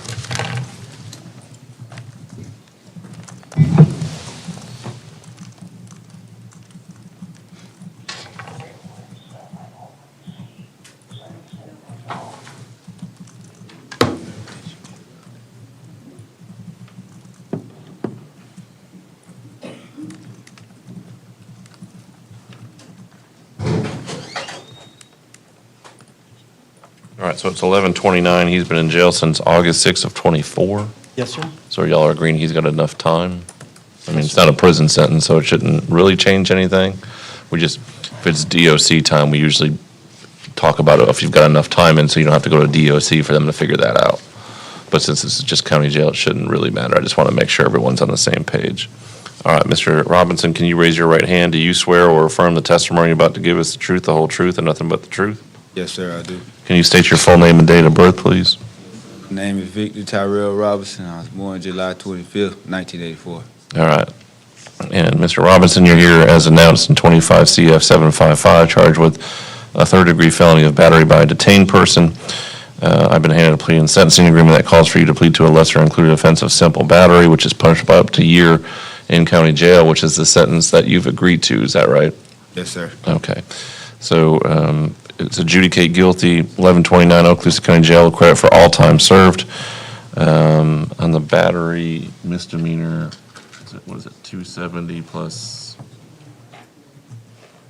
Maybe 622, Your Honor, for battery. Say again? 622, Your Honor. 622.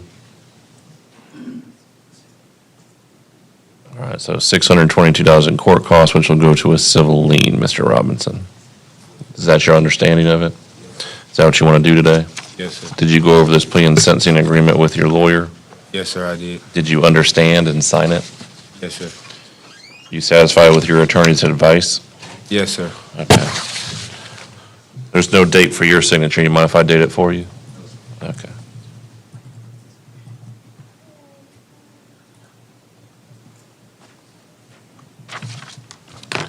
All right. Are you currently under the influence of any alcohol, drugs, or controlled substances? No, sir. Are you currently suffering from any mental health issues? No, sir. Has anyone forced, pressure, or threatened you in any way to enter this plea? No, sir. No. Anyone promise you anything in return for your plea? Do you understand by entering a plea there won't be a trial of any kind? And do you understand you're waiving all potential, your trial rights, which are listed on page 1 of the agreement, page 2 of the agreement you signed? Yes, sir. And you understand you're waiving any potential defenses that you may have had? Yes, sir. And do you understand if you're not a U.S. citizen, this could lead to your deportation? All right. And what is your plea to the simple battery first-degree misdemeanor? What is that, 784-03? No contest.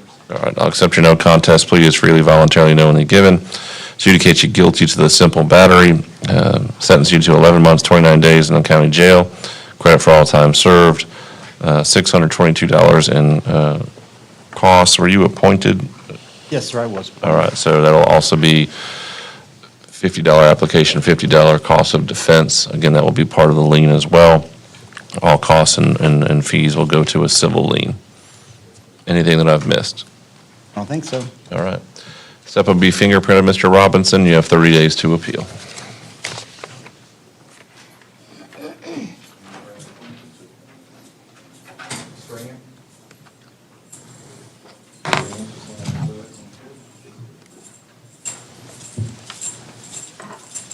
Thank you, Lonnie.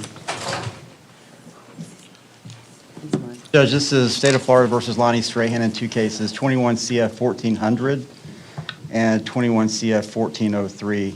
Judge, I'm going to ask that this case be left on Monday's docket. The state and I just discussed recently a possible resolution to this case. I need to go down to the jail and talk to Mr. Strahan about that. He has the opportunity to either accept it and/or reject it. Of course. I reject it.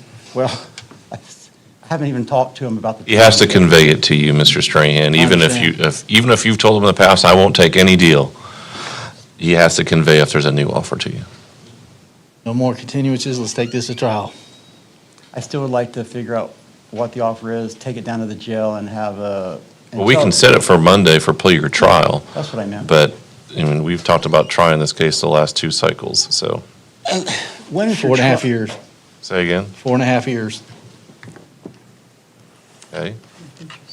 When's your Sorry. trial dates? I know that Monday would be a docket, and then when would be the jury review, So docket day is next Monday, the 3rd. Jury review is next Friday, the 7th. And then the 2 trial weeks are the weeks of the 10th and 17th.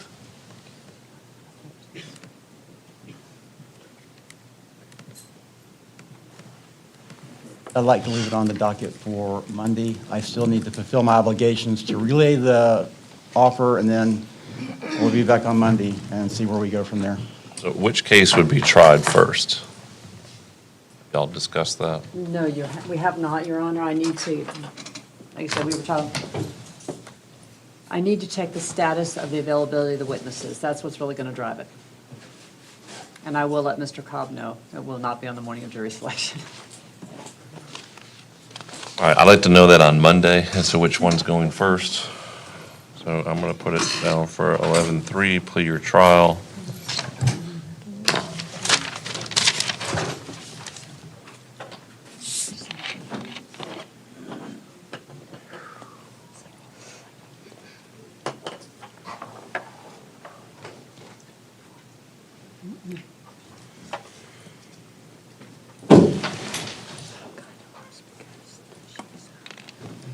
Anything else, Mr. Cobb? No, sir. Okay. We'll see you back on Monday, the 3rd, for a plea or trial. And as soon as I get I want Mr. Strahan to know, as soon as I get the official offer away, I'll come down to the jail and see him before Monday and relay that to him. So that he can, I guess, reject it, but I still have to take it down there to him. Of course.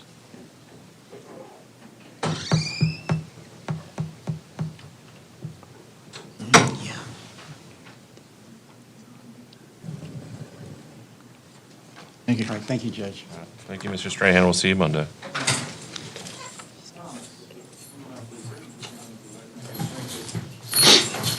And Mr. Thomas has a public defender case that's also scheduled. So if we Mr. can help Maddox, us. that's yours? Yes, Your Honor. 24 CF 2845. I do have Mr. Thomas as well, Your Honor. Judge, and I have Mr. Thomas in 24 CF 906. Okay.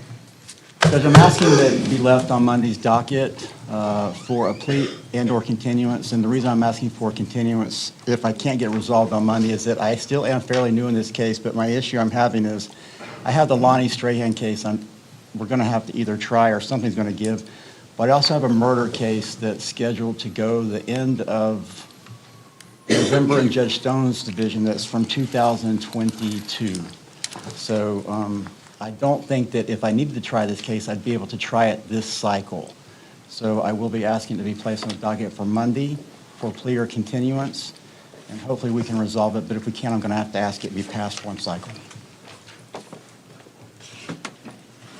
It will be over the state's objection, Your Honor. State is ready for this. Well, what's going to go on with the other case, Mr. Maddox? The state's offer is kind of contingent on what happens with Mr. Cobb's case, Your Honor. I have discussed a potential resolution. Yeah, that case isn't really a triable case. It's not one that they're going to try, probably. My case is the horse driving the whole carriage, so.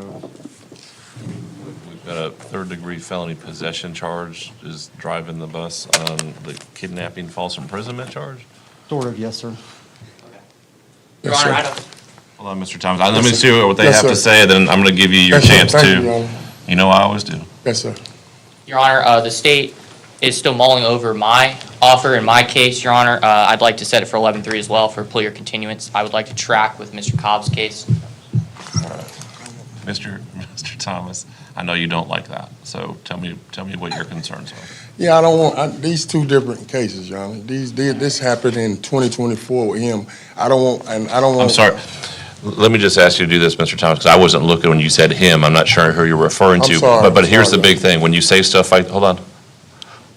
Just trying to help you with how court works for purposes of an appeal. If someone's reading the record and you just say him, even if I know who you're referring to, because I saw you point, it's not on the record. So I just want to make sure if we could just use their names, Mr. Maddox or Mr. Cobb. Mr. Maddox. All right, thank you. Go ahead, Mr. And I was ready to resolve with this case with Mr. Maddox today.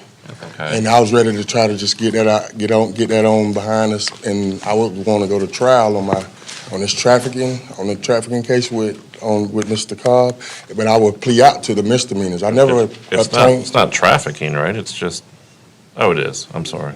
Yeah. Sorry, I'm looking down at the wrong. Can I speak, Mr. Thomas, briefly, real quick? 1 second. Okay. And I would plea out to the misdemeanors. I never obtained a Florida driver license, so Don't say anything about facts of the case that could be detrimental to you. Let me try and clear something up for the court, Your Honor, because the offer I relayed to the state, our counteroffer to the state was a misdemeanor battery in 1129 OCJ. The state is mulling that over, Your Honor. I'm not sure if that's going to happen or not, which is why we're set for 11-3. With respect to what Mr. Thomas is saying about the two cases being separate, we talked about that yesterday, Your Honor. He just wants to make sure the cases are tried separately and everything is handled separately, which I explained to him is already the situation, and that is what would happen if we went to trial. I'm ready to, if the state's ready to resolve the case with you today, with that, we can do that right now. Yeah, I talked to Ms. Leone about that. We can do that right now. I'm not sure they've given him that decision yet. Not yet, but we may end Y'all up want to resolving talk about this. it more and bring it back later today? Yeah, we can, if that's. I would ask for Monday, Your Honor. We talked about Monday, Your Honor. Okay. And, yeah, absolutely. But the issue is, what am I setting it for Monday? Plea continuance, plea trial? I mean, Mr. Cobb is asking for a continuance because of his particular calendar with other cases going to trial, and then you're objecting to the continuance, Ms. Leone. I just need to know what I'm setting it for, so y'all know if you're sending out subpoenas or not. I was referring only to the 24 CF 2845, that it could be set for Monday for either plea or continue. I objected to the continuance in 24 CF 906. Okay, I just want to make sure it's clear you had two different responses to the two different cases. I understand the state's grounds and reasoning for objecting to my request for continuance. My request for continuance is based on what I've got going on with two other cases that are older than this case, and I need to resolve those cases. So that's why I asked that it be set and left on Monday for the possibility that we might be able to resolve it. I'm going to work as hard as I can to resolve it so we don't have to try it. But if we do have to try it, I'm just being completely candid to the court. It'd be very difficult for me to squeeze that in. And then with respect to my case, Your Honor, I talked extensively with Mr. Thomas the other day. I told him that I would also be requesting a continuance to track Mr. Cobb's case, and my client, Mr. Thomas, was okay with that at the time. I just want to make sure that's still his position. Oh, I'm ready to get that behind me. I understand, but do you want to set it for trial if that doesn't happen? We'll talk, do we come back Monday or so? What? Come back Monday, but it's either plea or continuance or plea. Because I haven't seen you or Mr. Cobb, so this is my first time even talking to both of you, really. But Mr. Cobb, I know you've been busy, I understand that. But That's I not haven't true. seen- Did you just say you talked to him about it yesterday? I did, Your Honor, and I have Mr. Yes, Thomas. sir, I have, but we haven't even, it's cool though, Your Honor. Well, no, It's cool. Yeah, I disagree with Let me Mr. tell you what's not cool, Mr. Thomas. You saying you didn't talk to your attorney about this, and then he tells me you talked to you about it yesterday. And I have the transcripts he requested, Your Honor. Thank you, sir. Yes, sir. Thank you. There's a binder clip on, I'm not sure if the judge. Yeah, those are deposition transcripts. Oh, let me take the binder clip. Your deposition transcripts, Your Honor. I just received these recently, but Mr. Thomas has been asking for them, so I want to provide those to him. Thank you, sir. But other than that, having been received today, we've talked about everything else, and regardless of whether Mr. Thomas wants to set this case for trial today or Monday, or he wants to continue it, I'm fine either way, Your Honor. Defense is ready for trial if that is my client's position. All right, Mr. Thomas, what would you like? Do you want me to set one for trial? Not his case. Okay, then plea or continuance on Monday, Your Honor. But you want to set your other case for trial? Yes, the traffic. traffic, yes, sir. It's probably a one-day trial, right? Yes, Your Honor. It's, I mean, Mr. Cobb? try. Can we try to do one week and you can do Strahan the other?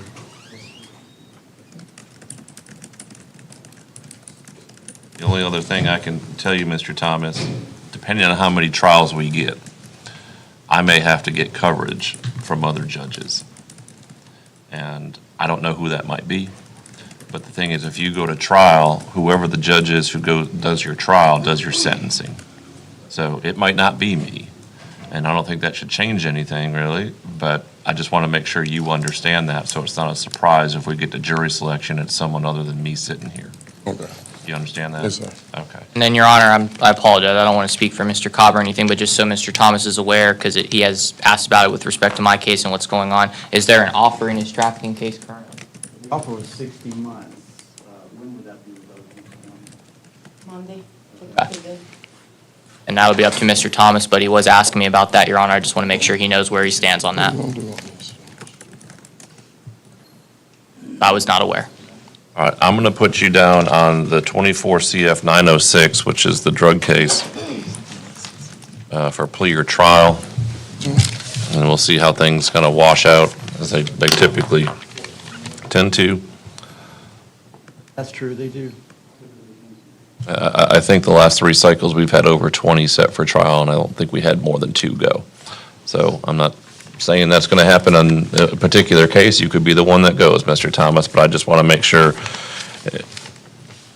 we're trying to get these cases resolved as fast as we can, but we also have to understand there's only so many people and so many court dates, and try to get it all done.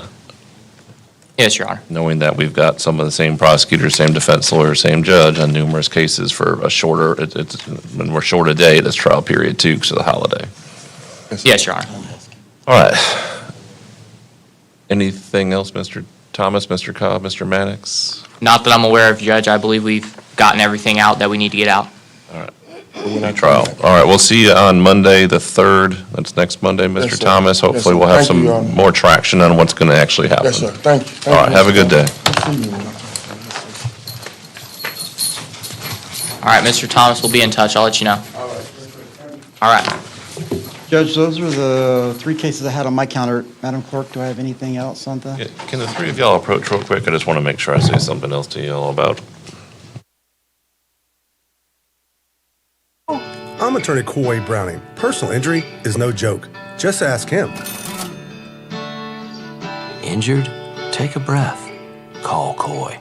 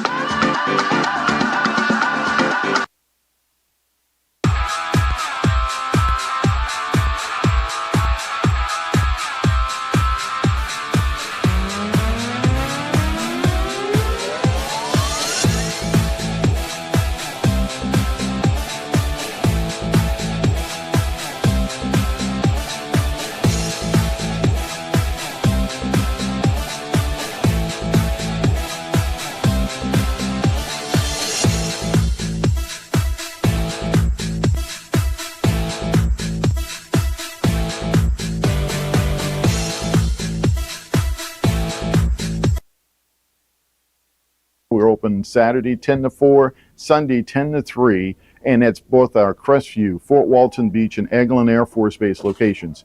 So you have things to do, go and do it. Just know the UPS store is going to be here. Again, Sundays 10 until 3 p.m.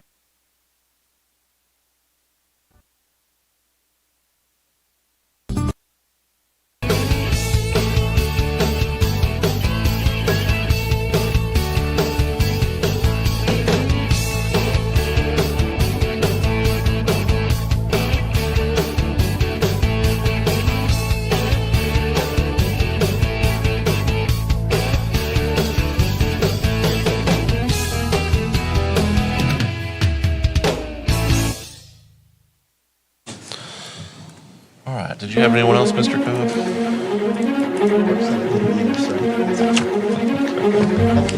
All right, you too. We'll see you on Monday.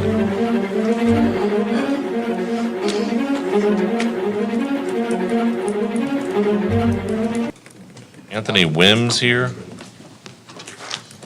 Your Honor, I do have one, if I may call it. Mr. Jason Peavy's out of custody. Jason Peavy? Yes, Your Honor. He was on Monday's docket. He missed court. He's here today. All right. Peavy? That was from Monday.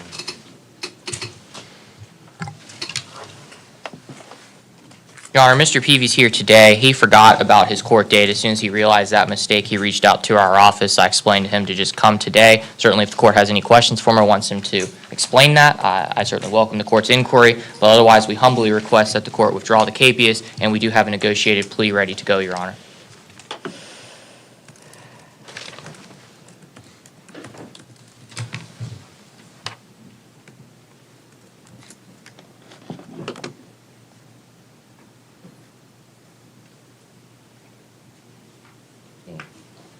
Wims was an extradition.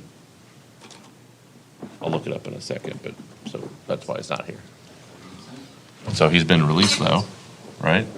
Yeah, Okay, we'll address that after Mr. Peavy.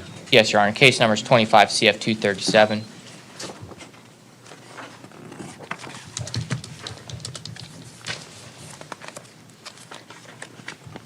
Approach.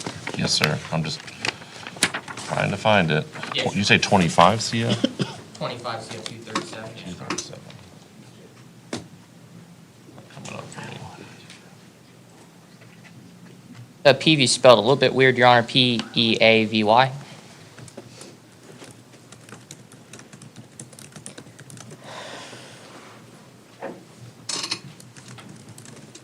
that's the normal way to spell Peavy. I guess. I don't know.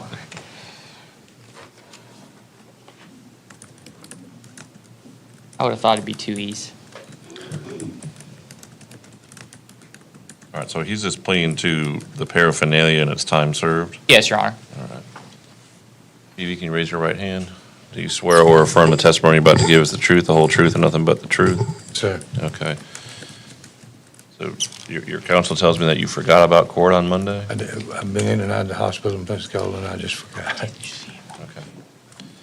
Well, since it's being resolved today, and in the way it's being resolved, I don't have an issue with it, but just make sure if you have a future court date, I hope you don't. Yes, sir. Make sure you do that, or even at least contact your lawyer to tell him, hey, I've been in another hospital, can see if you can get me on another date. Right. Otherwise, is there a warrant out for him now? We do a cape? Okay.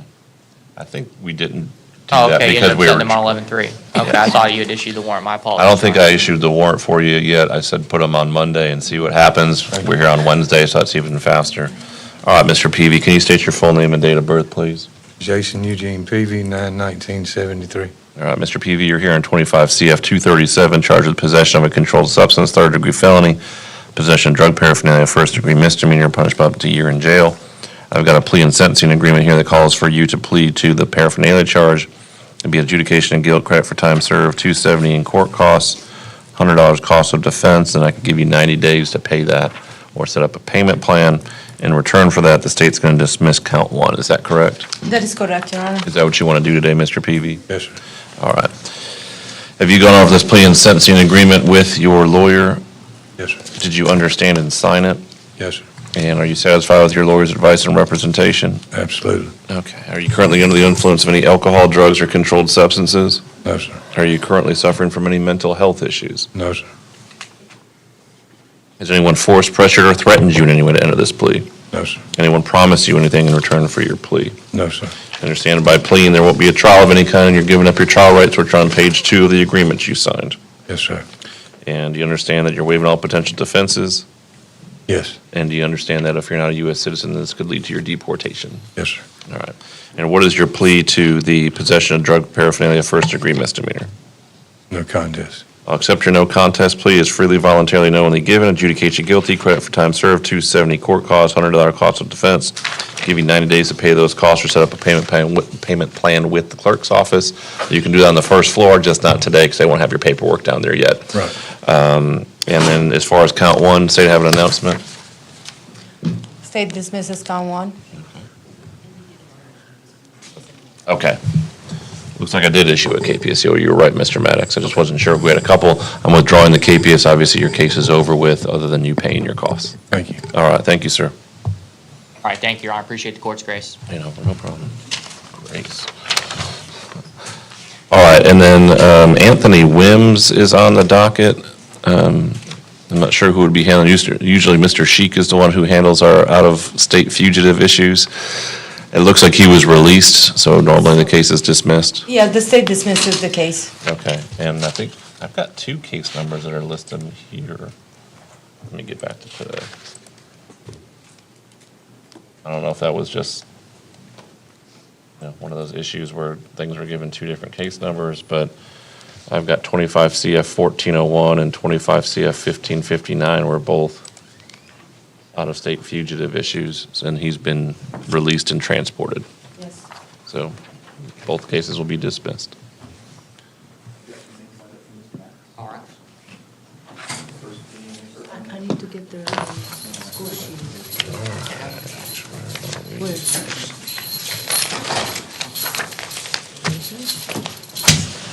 No, you got it. I was gonna get printed.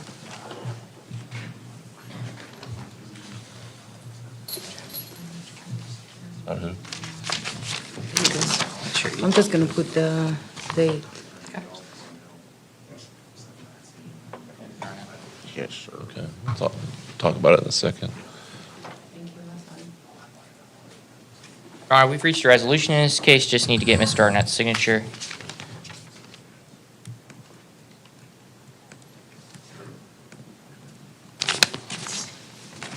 That was Austin.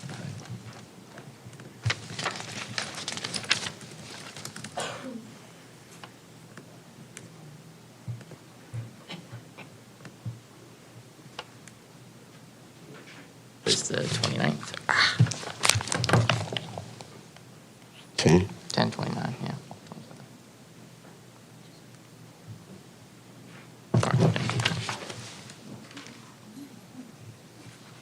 All right, may I approach, Your Honor?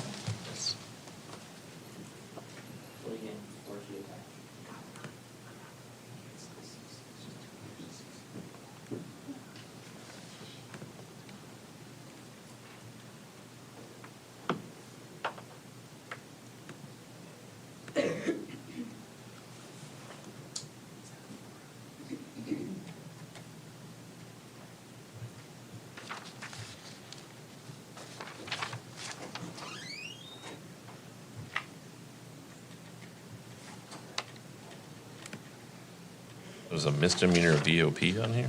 Yes, Your Honor, there is. It's a South End case the state and I discussed resolving today. It's a second-degree misdemeanor case. He's served his time in it. Okay. The reason it's on there, Your Honor, among other reasons, is because this case was charged as part of the violation over there.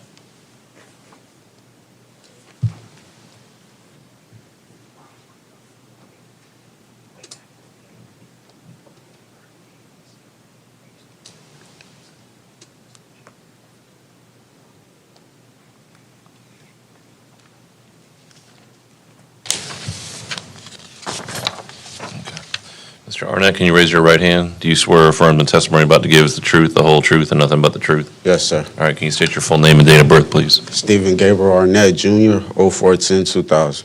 You can put your hand down, Mr. Arnett. Mr. Arnett, you're here in 25 CF 492, charged with domestic battery by strangulation, which is a third-degree felony punishable by up to 5 years in state prison. You're also here kind of as a, I don't want to call it courtesy, I guess, but for your misdemeanor violation of probation, which is 24 MM 3973. I've been given it's a misdemeanor VOP where you were looking at as much as 60 days county jail. I think time served probably anyway, right? Yes, Your Honor. And I've been given a plea and sentencing agreement that would call for you to plea as charged, 8 months county jail with credit for time served, followed by 4 years of probation, batterers intervention program, substance abuse evaluation, any recommended treatment, or comply with ECLC, 50 hours of community service with 8 hours to be done each month minimum, maintain gainful employment or fill out 5 job applications per week, GPS monitor for the first year of probation. Yes, right? Your Honor. Okay. and shall be removed after 1 year as long as no violations during that time. No contact with Hope Gilbertson or her family. Do we want to define what family is? The immediate family, the Immediate family? Immediate family, yes, Your Okay. Honor, the parent. Reserve on restitution for 120 days, adjudication of guilt, 967 court costs, 150 cost of defense, waive cost of supervision. And then on the misdemeanor, it would be that you admit the violation, credit for time served, $100 VOP fee, $50 cost of defense, adjudication of guilt. Is that what you want to do today, Mr. Arnett? Yes, sir. All right. Have you gone over this plea and sentencing agreement with your lawyer? Yes, Your Honor. All right, and did you understand and sign it? Yes, Your Honor. All right, and are you satisfied with your attorney's advice and representation? Yes, Your Honor. Are you currently under the influence of any alcohol, drugs, or controlled substances? No, Your Honor. Are you currently suffering from any mental health issues? No, Your Honor. Has anyone forced, pressured, or threatened you in any way to enter this plea? No, sir. Has anyone promised you anything in return for the plea? No, sir. And do you understand that in the new case, by entering a plea, there won't be a trial of any kind? Yes, Your And you're Honor. giving up your trial rights, which are on page 2 of the agreement that you've signed. Yes, Your Honor. In the VOP case, do you understand by admitting your violation of probation, there won't be an evidentiary hearing where the state would have to prove that you violated your probation? Yes, Your Honor. And you understand you're waiving all potential defenses you may have in both of those cases? Yes, Your Honor. And do you understand that if you're not a U.S. citizen, this could lead to your deportation? Yes, Your Honor. All right. And what is your plea in 25 CF 492 as to the battery, domestic violence by strangulation? No contest. All right, I'll accept your no contest plea in that case. 24 MM 3973 is a violation of probation. Or are you admitting or denying that you violated your probation in that case? Admitting. All right, I'll accept your admission as freely, voluntarily, knowingly given as well. And 25 CF 492, I'm going to sentence you, I'm going to adjudicate you guilty, 8 months in county jail, credit for time served, 4 years probation, batter's intervention program, substance abuse evaluation, and any recommended treatment, or comply with the Emerald Coast Life Center ECLC program. 50 hours of community service work with 8 hours to be done a minimum per month. Also, you have to maintain gainful employment or fill out 5 job applications per week. GPS monitor attached, that'll have to be attached before you leave the jail. Do you think he has credit to be released today? Yes, Your Honor, he Okay. does. And if I may, apologies, Your Honor, did I say waive cost supervision in there? Yeah, you did. Okay. I'll get to it. Just so you know, I'm trying to explain that, Mr. Arnett, so you'll have to have that attached before you leave the jail, even if that's today. So if they're a little behind, I'm just trying to give you a heads up before things don't work out for you, that it may be tomorrow, but we try to get them done early in the morning so that way you can get out as you've been released. All right. The GPS monitor will be for the first year and shall be removed after that year as long as there's no violations during that span. No contact with Hope Gilbertson and her family, her immediate family. Reserve restitution for a period of 120 days. 967 court costs, 150 cost of defense, waive cost of supervision due to the fact that you're indigent and represented by the public defender. And then in 24 MM 3973, credit for time served, $100 VOP fee, $50 cost of defense. That'll be adjudication of guilt. I'll give you 90 days to pay those costs because I can't roll those into your felony probation. Otherwise, you can set up a payment plan with the clerk's office as well Yes, Your Honor. within those 90 days. All right, any questions or things I've missed? Yes, Your Honor, one thing, it's my fault. I did not write specifically revoke and terminate the probation in there. If you could add that, please. Revoke and terminate the probation on the misdemeanor. Thank you. All right, and this is a guideline sentence. Yes, Your As he scored 24.5 points. All right, Mr. Arnett, I need you to speak to probation, then you'll need to be fingerprinted, then you'll be free to go back to the jail. Hopefully they'll have that monitor for you today. You have 30 days to appeal.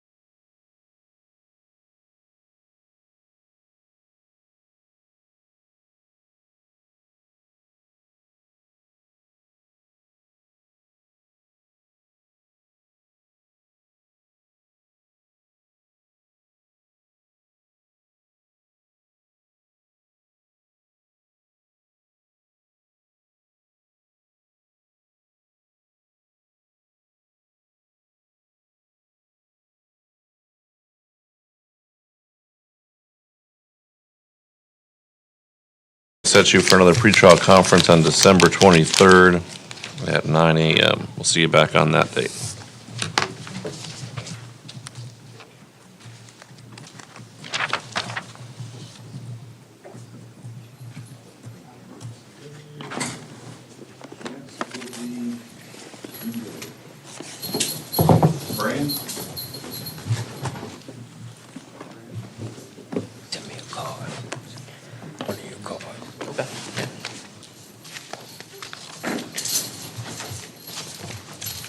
Your Honor, this is Mr. Christopher Brand before the court in 25 CF 848. Your Honor, I did have him evaluated for competency. There are no longer any concerns there. I am going to do a mitigation report, though, with Dr. Zeman and a risk assessment report from Dr. McDonald, Your Honor. Also need to get depositions set in this case. I would ask for a continuance to 12/23, Your Honor. No objection. Mr. Brand, we'll see you back on December 23rd at 9 o'clock. Yes, go ahead. Steve, let me jump in real quick with one case. Judge Trevante McLaughlin is on the docket. He bonded out back on September 5th. He is here, though, and I'm just going to move to continue. I have a list of all the people who've been released. We're trying to get them as we can. So if I can go ahead and call him up. Trevante, come on up.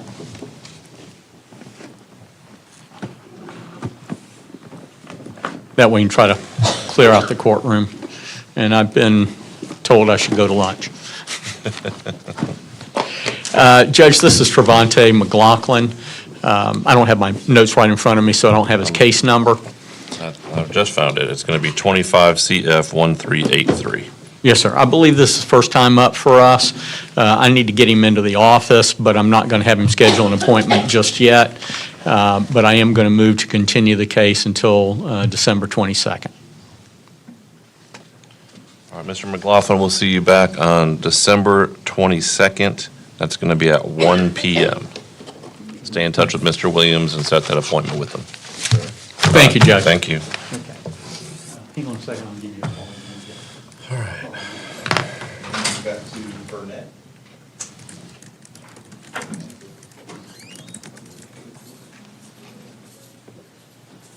Can I see the jail list? Your Honor, this is Mr. Anthony Burnett before the court in 25 CF 783.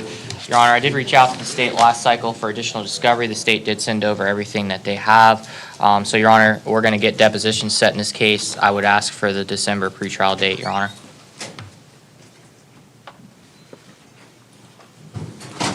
December 23rd, 9 o'clock. Let's get those depositions done. Thank you, Mr. Burnett. And if Kane should be on the list too, Your Honor? Okay. I don't think he's here. Yeah, I talked to the jail about him, Your Honor. I have two clients, one of them being Mr. Kane. Mr. Kane is not well, mentally speaking, so they have difficulty getting him to come to court, Your Honor. We're going to coordinate, if the court would allow it, we're going to coordinate a Zoom hearing with the Okaloosa County Jail on November the 3rd, Your Honor. I have a competency report back. I have provided it to the state. Certainly can provide one to Your Honor today. The recommendation is that he be found incompetent and that he is unrestorable, Your Honor. The state is currently reviewing those findings, so we can have that hearing on the 3rd if the court would be agreeable to that. You're setting that up for Zoom with the jail? Yes, Your Honor. Okay. I've already coordinated with one of the sergeants down there. Okay, just find out what time they would work for them on Monday. Yes, Your That way Honor. we can take it at that time and remind me of that on Monday, so we I can take it. believe the slot should work fine. I talked to him about, the 9 a.m., but I'll double check. I just don't want them hanging around waiting for that because they only have one room that they can do that for the whole county. Your Honor, just for the court's benefit, would the court like a copy of the report? Sure, I'll take it. May I approach? Yes.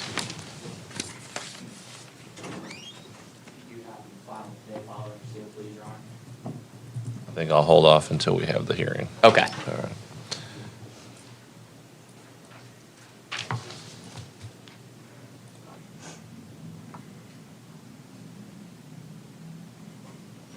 Be the same thing later on with Mr. Dillingham, Your Honor.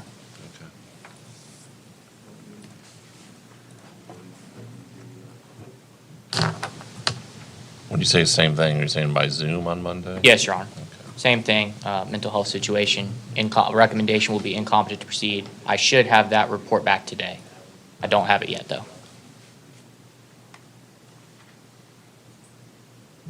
What do we have next? All right. Y'all have anybody that's in custody or out of custody still? No more from me, Your Honor.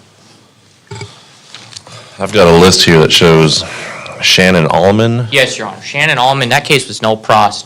Back in September, Your Honor, the state and I talked about that. Mr. Sheik was here. He announced a no pros. She did plead to the technical violation on her VOP, via admission and written plea agreement, Your Honor, and we handled that back then.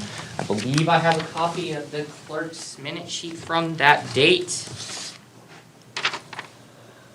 Yes, Your Honor, I do, from September 25th. I approach if you need it. Yeah, that's fine. That was the day we did the signature bond for, Your Honor. Okay.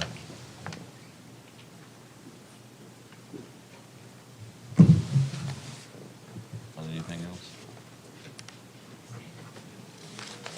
else? I also have a Jeremy Childs. Jeremy Childs, Your Honor, is out of custody over in Walton County. The state and I have reached a resolution on that. Just need to bring him in for a plea. Or have him coordinate a virtual appearance for him and have him sign the plea. I'll figure out which way is best. So what do you want to do with the case? I don't think I'll be able to do it. Could we put him on 12-4, the miscellaneous, Your Honor?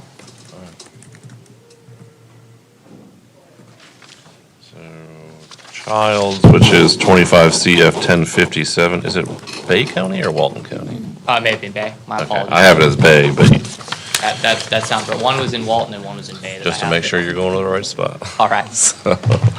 But I've spoken to both my clients, Your Honor, and they're amenable to the plea that we've reached. All right, so we'll put that December 4th at 9 o'clock for a plea. Thank you, Your Honor. Obviously, that's going to be by Zoom, fingerprints if needed. I'm not sure what he's pleading to. Yes, Your Honor. Does Your Honor have a preference? If I need to do an order to transport, I certainly can. I just prefer not to do that if possible. I don't know what he's pleading to, so it's part of the issue is felony pleas really should be done in person. Sure. If it's a misdemeanor, I don't see that it needs to be done, but if it's to something that requires fingerprints, such as a felony or an enhanceable offense, I gotta make sure you've got the fingerprints. Yeah, Bay County. It'd be a POP time served, Your Honor. Okay, I think we can do that remotely then. Okay. Or even just get the plea signed and sent in. Yeah, yes, Your Honor. I'll figure it out. All right. We'll put that for 12-4 for that plea. Thank you, Your Honor. Okay. I think that's it for you. I don't see, I know Mr. Williams left, where that, because, well, we already handled his. And the last one I have was Miss Rivers' case, Kenshawn Scott. Okay, I just want to see if there's someone here, let's get rid of them, so they don't have to sit in here any longer. All right, let's go back in order.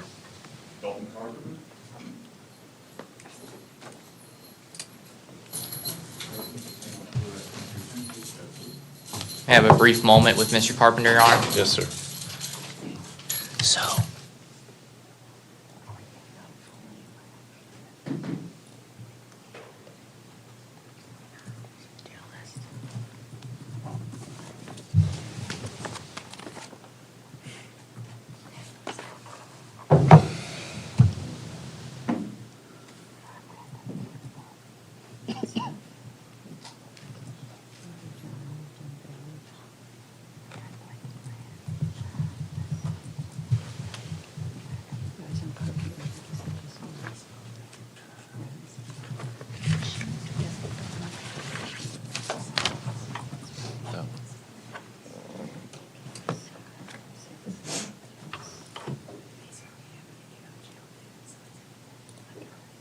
I didn't see it on my docket, but it was on the sheet.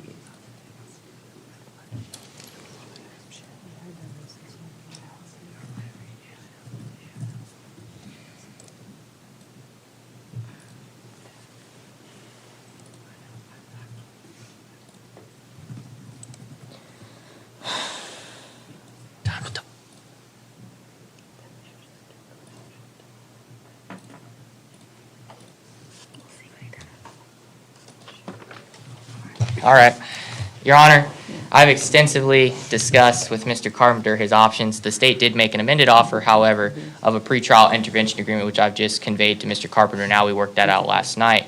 Mr. Carpenter, against my advice and strongly against my advice, wants to plea to the probation. A flee and elude requires an adjudication of guilt. That'd make him a convicted felon. He understands that. He still wants to take the probation, Your Honor. Again, I strongly advise against it, but I can't tell my client not to plead to something he wants to plead, so I'm going to write it up, but I just want that on the record. Probation instead of a pretrial intervention? Yes, Your Honor, per my client's express request. Right. Because we don't have the paperwork today, but we could have it on Monday. The PTI? Yes, Your Honor. All right, so Mr. Carpenter, let me just make sure I understand what you're asking to do here. You don't want to take the pretrial intervention, which would lead to the case being dismissed if you do everything you're supposed to, because you'd rather take probation today. So you're going to become a convicted felon for fleeing to elude because you don't want to wait for the paperwork. Fine, sir. You have prior felony convictions? Oh, Your Honor. Can we not get the paperwork this afternoon, or? Certainly, if we can, I'd do it, but I don't have the form. I can't write it up. And the state's offer was quite generous, Your Honor. We just worked it out last night. Well, I can't give you advice, Mr. Carpenter. It sounds like you've had a lot of discussions with your lawyer. He's giving you advice and you don't want to take it, so if that's what you want to do, we can do the plea. Do you have a written plea? I need to write it up, Your Honor, because I anticipate. All right, he'll write it up and we'll bring you back, Mr. Carpenter. All right, thank you, Your Honor. I'll get it written up. Sure you want to do that? Yes, sir. All right. Will I be out on probation to do?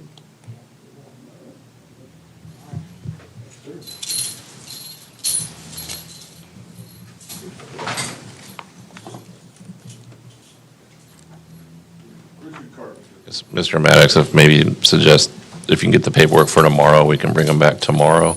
I mean, I'll talk to him. I'm just making sure you know it's available. Okay, I Since appreciate we've got a that. miscellaneous date tomorrow, I appreciate that, Your Honor. I'll certainly run that by him. Hey, sir. Your Honor, could we put, sorry. Go ahead. Your Honor, this is Mr. Carpenter, another Mr. Carpenter. I have three Mr. Carpenters. This is Mr. Richard Carpenter, Your Honor, 25 CF 1405. Your Honor, could we put him on 11-3 for a plea or continuance? You got into Project Hope, right? Yeah, but they won't accept me unless I'm away from the county jail for 72 hours because of So staff. basically, the state's offer is contingent on him getting into some sort of inpatient treatment program, Your Honor. I'm not sure we'll be able to do that before Monday, but, I just want to leave him on Monday. I'll give him an update on what I find out, and then we'll go from there, Your Honor. But plea or continuance for Monday. It'll be November 3rd, 9 o'clock, plea or continuance. We'll see you back on that day, Mr. Carpenter. Yes, sir. Thank you. Good day.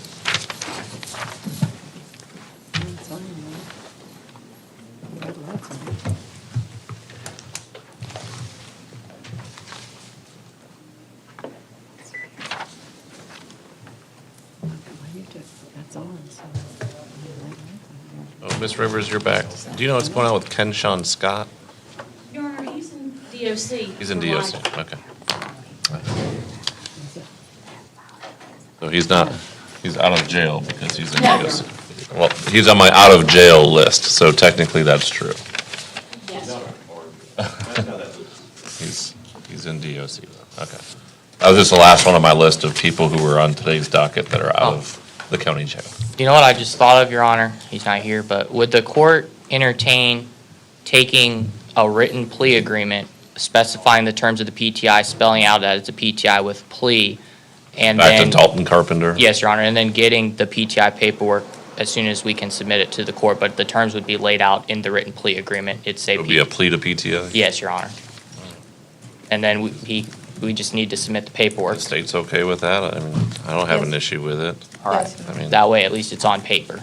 I don't want to get too involved in this discussion. No, I know, I'm just No, trying but I also don't want a young man to put some real tough consequences on himself just to get out a day earlier. Agreed. Okay.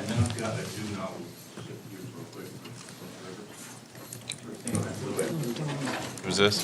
This is Mr. Thomas Carr, Your Honor, for the Thomas court, Carr, okay. 25 CF 1528. We're going to have a resolution here. Just need to make sure my client's okay with it. If I could have a brief moment. Yes, sir.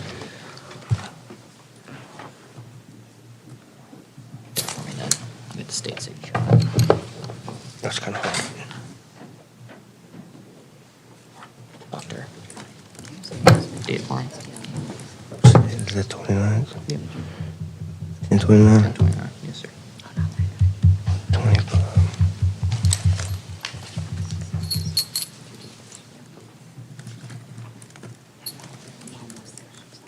Who's out in the audience? Or just here to watch a case? Maybe we can get them out of here. Do you know who they're here for then?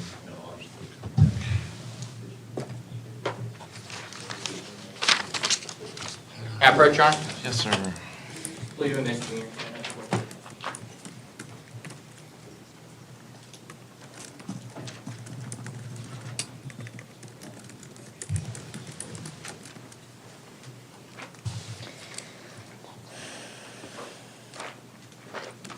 Mr. Kleinsley. All right, Mr. Carr, can you raise your right hand? Do you swear or affirm the testimony you're about to give is the truth, the whole truth, and nothing but the truth? Yes, sir. Or are you resisting with that? Okay. All right, Mr. Carr, you're here in 25 CF 1528, where you're currently charged with possession of a weapon during commission of a felony, fleeing or attempting to elude, and tampering with evidence. Those are third-degree felonies, punishable by 5 years in prison each. And also resisting arrest without violence is a first-degree misdemeanor, punishable by up to a year in county jail. Do you understand what you're currently charged with? Yes, sir. All right. I've been given a plea and sentencing agreement that calls for you to plead to count 3, which is the resisting misdemeanor, for adjudication of guilt, credit for time served, $270 court costs, $100 cost of defense, and then 90 days to pay those costs or set up a payment plan. In return, the state's going to dismiss counts 1, 2, and 4. Is that what you want to do today? Yes, sir. Of course. All right. Did you go over this plea and sentencing agreement with your lawyer? Yes, sir. And did you understand it and sign it? Yes, sir. Are you satisfied with your lawyer's advice and representation? Yes, sir. And are you currently under the influence of any alcohol, drugs, or controlled substances? No, sir. Are you currently suffering from any mental health issues? No, sir. Anyone force, pressure, or threaten you in any way to enter this plea? Yes, sir. Anyone promise you anything in return for your plea? Do you understand by entering this plea there won't be a trial of any kind? Yes, sir. All right. And do you understand you're waiving any potential defenses that you may have? Yes, sir. I just have Yes, to hear sir. you Yes, so sir. so the microphone picks it up. And do you understand that by entering this plea, if you're not a U.S. citizen, it could lead to your deportation? Yes, sir. All right. And what is your plea to the resisting arrest without violence first-degree misdemeanor? No contest. I'll accept your no contest plea as freely, voluntarily, knowingly given. Adjudicate you guilty, credit for time served, $270 court costs, $100 cost of defense. I'll give you 90 days to pay those costs or set up that payment plan with the clerk's office once you get out. And state have an announcement on counts 1, 2, and 4. The state dismisses those counts. Okay. All right, so you should get released today, Mr. Carr, unless you've got something else that's holding you. Yes, sir. I don't need No, your sir. fingerprints, so you got 30 days to appeal. Yes, sir. Thank you, sir. Thank you, man. Yeah, man.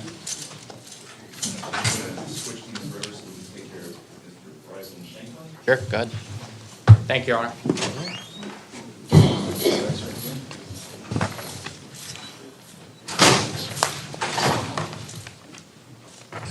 Your Honor, this is Bryson Shanklin before the court on 25 CF 556. Your Honor, I'm still waiting to have my meeting with my expert, so I am going to ask for a continuance to the 1222. 23. Sorry, 1223 docket. State? Without objection, Your Honor. Okay. It's a significant DOC recommendation.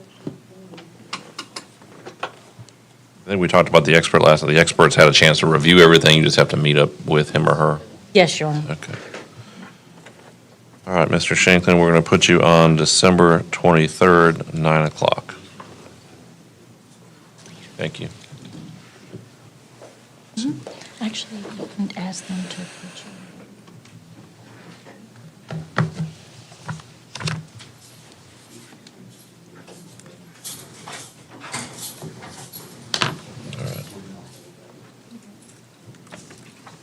I'm just going to go pick up a couple plea forms real quick. I'll be right back. Okay.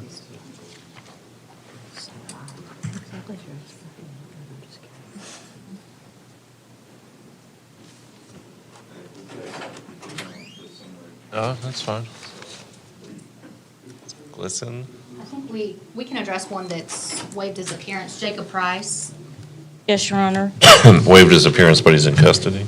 Yes, Your Honor, that would be Jacob Price, 19 CF 3106. Okay. I think we talked about this would be a trial next year. Yes, Your Honor. And we were looking over some things. Originally, we were anticipating January, but we were looking over some things. There might be one or two things that we still need to do. So at this point, we are thinking it might have to go in March, but we are still considering January. That's correct, Judge. So you want me to put it on the 23rd of December? Please, Your Honor. All right, so Jacob Price, 19 CF 3106, will be December 23rd at 9 o'clock. I Yes, know Your we Honor. talked about this last time. If we can get it done in January, great. Otherwise, we'll address it on December 23rd. Yes, Your Honor.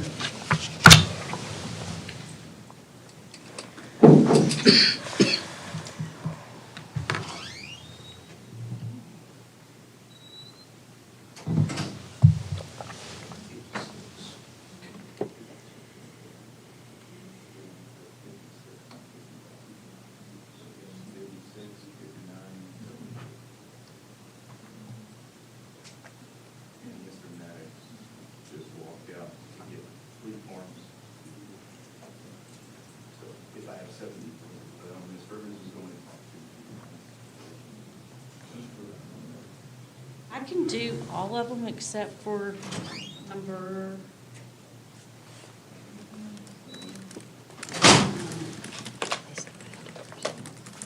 All of them except for Derek Lewis.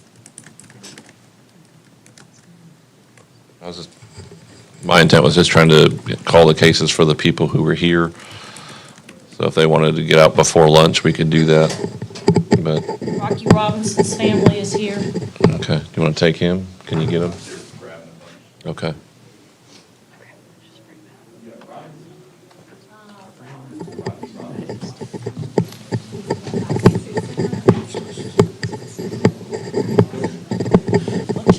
Oh, here it is. Where's that?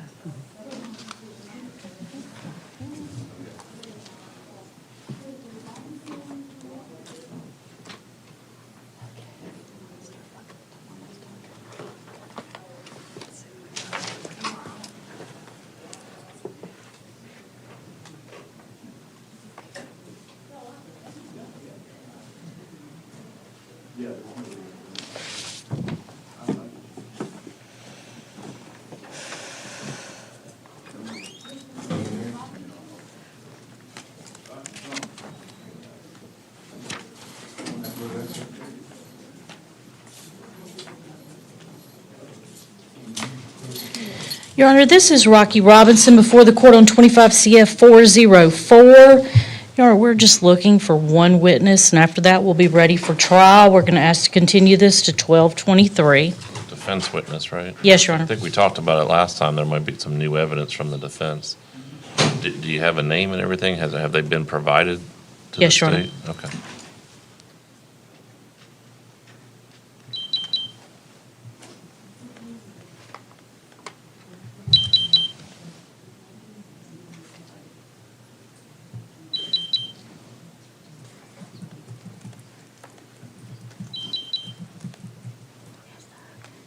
I usually have those on during court.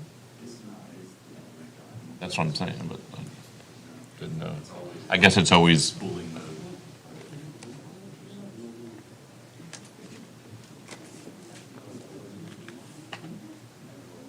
All right. We'll see you back December 23rd, 9 o'clock. Okay. Let's make sure we. I'm sorry, Ms. Reese, who's the witness you shared with me? Oh. You'd already shared. No, you said you have a defense witness. I understood. I misunderstood. No, there's a witness that we're trying to track down to see if he's our witness or not. Oh. Okay. So it's a witness that was provided by the state that may be your witness, ultimately. So I hope y'all can make some progress on that. December 23rd.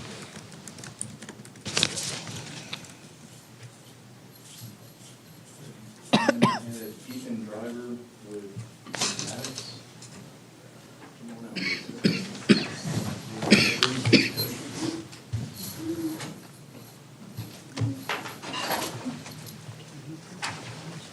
Your Honor, this is Mr. Even Driver before the court in 25 CF 1189. Your Honor, we're going to get deposition set in this case. That's for the December pretrial conference date, Your Honor. Have you set the depots already, or? No, Your Honor, but we're going to get them set this cycle.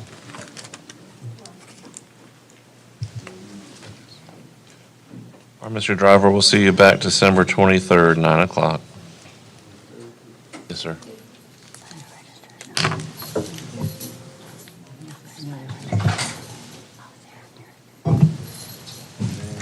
Kevin Embry.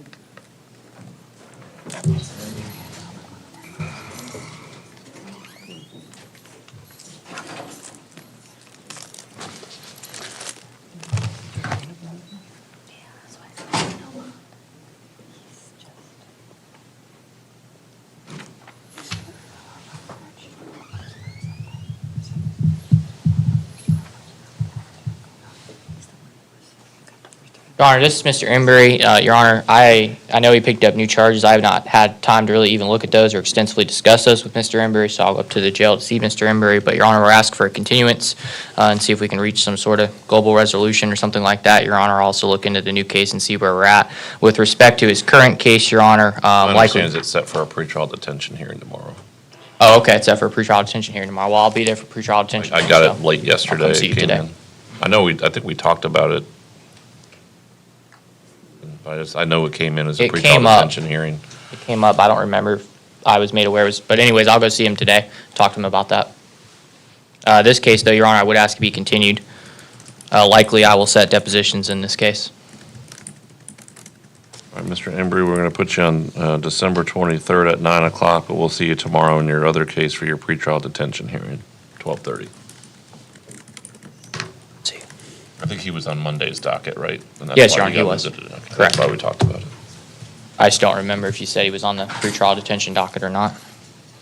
I got it pretty late yesterday, I think. I assume he was here for Ricky Booker. He's not on property yet, but as soon as he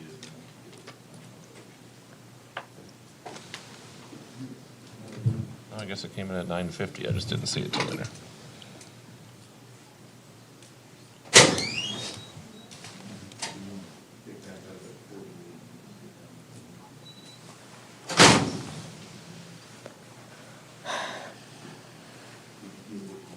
No, I gotta grab them. I can keep going and just grab them later. If we get your people gone, then we can get the other people. Yeah, that works. That works. Problem. I mean, Think we'll have it's to take a carpenter. lunch break at some point, so if y'all have a good point to do that, just suggest it. Do it based on cases, whose cases are left as opposed to Got about, arbitrary times. yes, Your Honor. Looks like I got about 8, 9, 10 left, something like that, so after mine is fine. Everyone agree with that? I figure we'll take, does anyone want more than 30 minutes for lunch? Take whatever the court's offering. I'd bargain for 45, Your Honor. Okay. Well, we can always take other people's cases when we get back, and y'all can take a longer.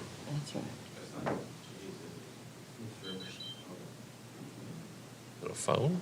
I don't know. Oh, It's okay. Miss Rivers, Judge. I know how to work this. Is Ms. Carpenter up next? All right. Your Honor, we've got a resolution in this case, if I may approach. Okay. Yes, sir.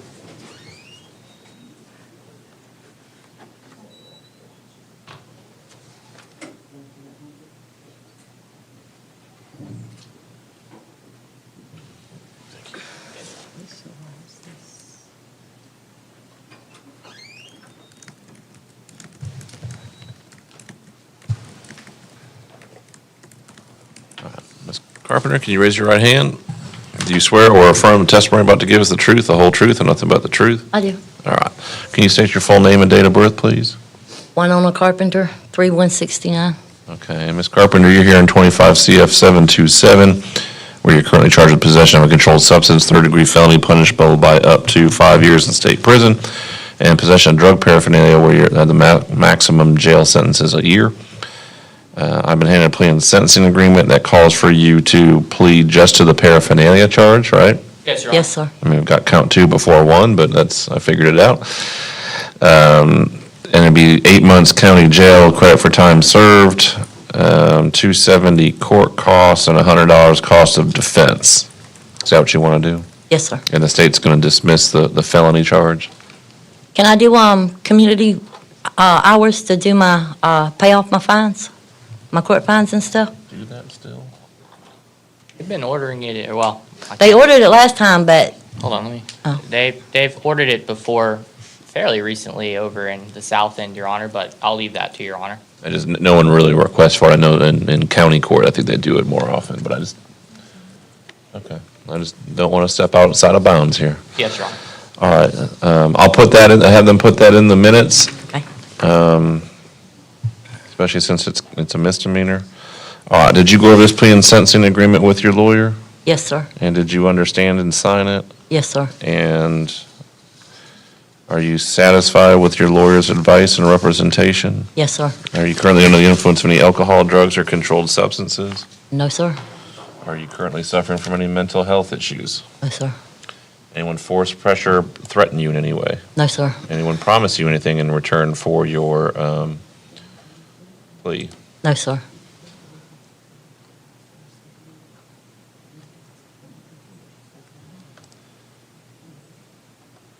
All right, and as far as the plea, it's just for the paraphernalia. Do you understand there won't be a trial of any kind if you enter that plea?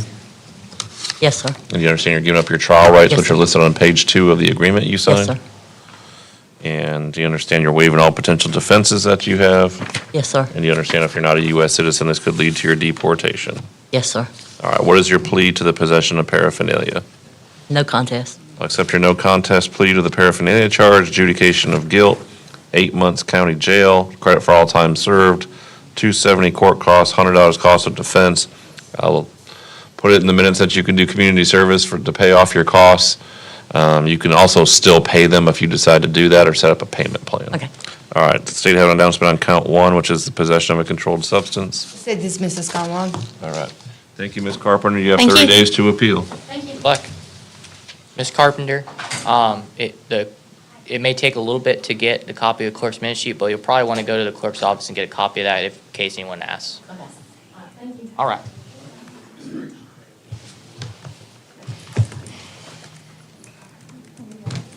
Your Honor, this is Ms. Creech before the court in 25 CF 1356. I believe the report may have been provided to the court, although it would have been relatively recently. Has the court had the benefit of reviewing it? I have a copy, Your Honor.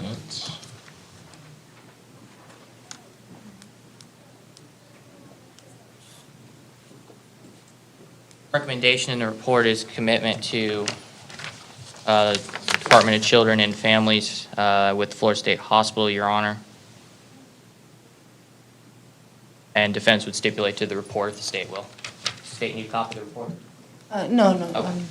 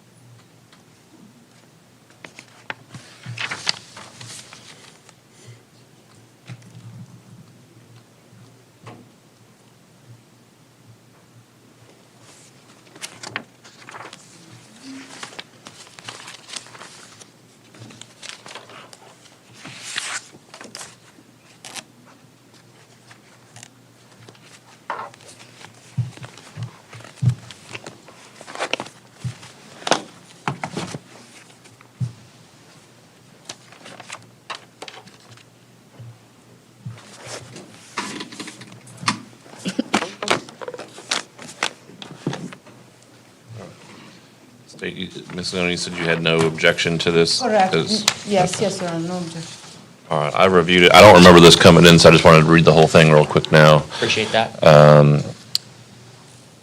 Based on the stipulation of me making the decision based on the one competency assessment, to the extent Dr. Klein was able to do that, I'll find that Ms. Creech is not competent and meets the criteria for involuntary commitment. And she'll be placed with the Department of Children and Families for that purpose. If you Yes, can Your give me an Honor. order on that, Mr. Maddox. Yes, Your Honor, I'll make sure it's the right one this time.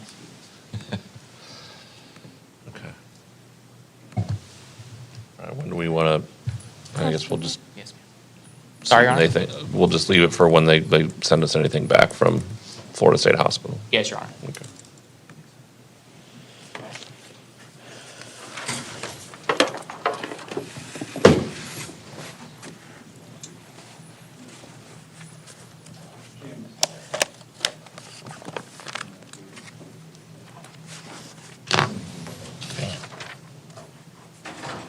We're all over the place alphabetically.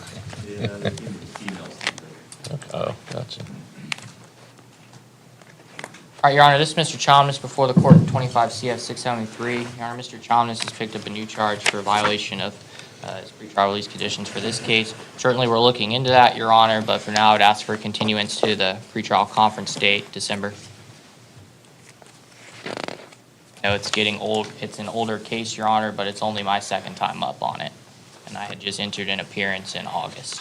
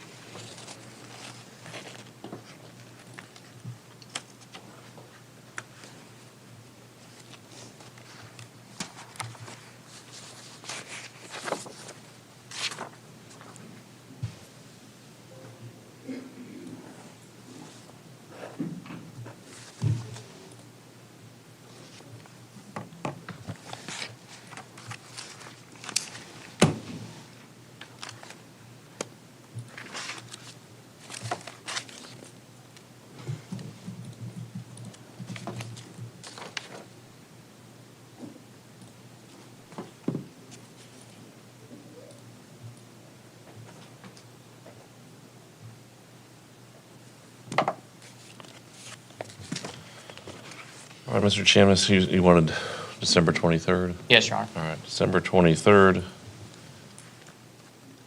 at 9 o'clock. Thank you, Your Honor.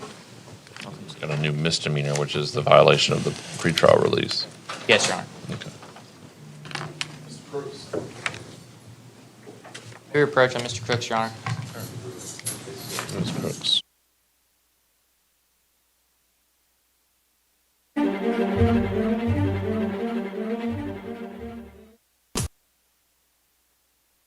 Hi, I'm Wanda Roberts. For the last 20 years, I've been helping the residents of Northwest Florida buy and sell their properties. Give us a call at 850-398-5389.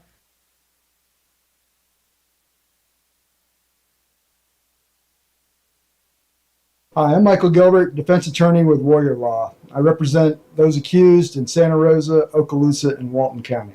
If you or anyone you know has been accused of a crime, give us a call. We can help. Yes, in favor of my best standing. I'd feel best if there's an opportunity to perhaps be assigned a different public defender.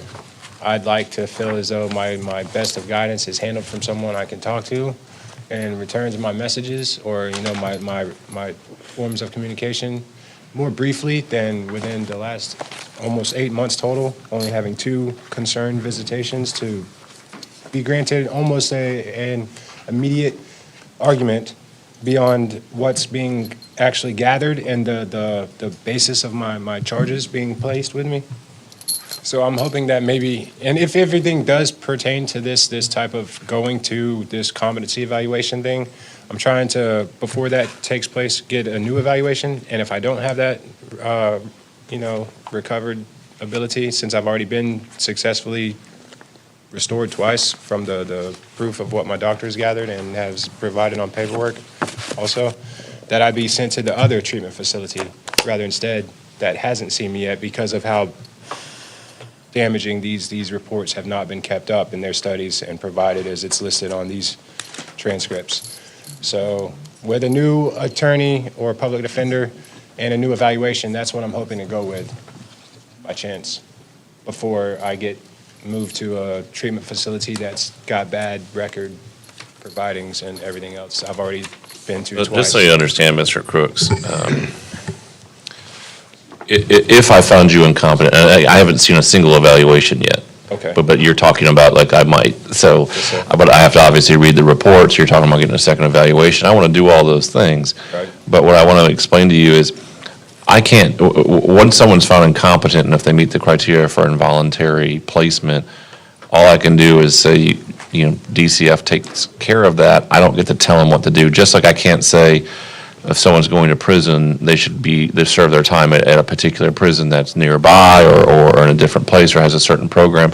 I can recommend it or suggest they do that, but I can't really control them, and frankly, it boils down to a basic separation of powers branch of government situation. They're a different branch of government, so I can't tell them what to do. I can only make suggestions as to what I think would be the best thing for them. So, we can talk about that once we get to that point, but trust me, the gavel's not a magic wand that makes everyone do what I say. And I've got to stay in my lane, so to speak. Yeah. Out of that. I just like to explain that because I don't think everyone understands that all the time, and because it's not something that comes up very often. But I just want to make sure you understand that. Yes, Your Honor, thank you. And, just to speak as his counsel, Your Honor, I do have a report from Dr. Zeman, who I trust extensively to make recommendations. That's why I use him so often, Your Honor. I went over the report with Mr. Crooks. Obviously, he's disputed some of its findings, Your Honor. I've talked to him about the not consequences, but the results of seeking an evaluation. I mean, he could be in jail 2 or 3 more months while we await a second report, and given it finds him competent, I'm likely to have to request a third report. And so, we're just going to be kicking the can down the road. One of Mr. Crooks's primary concerns is, moving his case along, which I'm certainly trying to do, Your Honor. But my recommendation to him, as I spoke to him about, is I wanted to stipulate to this report so we could move things along and get him the competency treatment that he needed. But if my client objects and continues to object, then I will request a second evaluation per his request, Your Honor.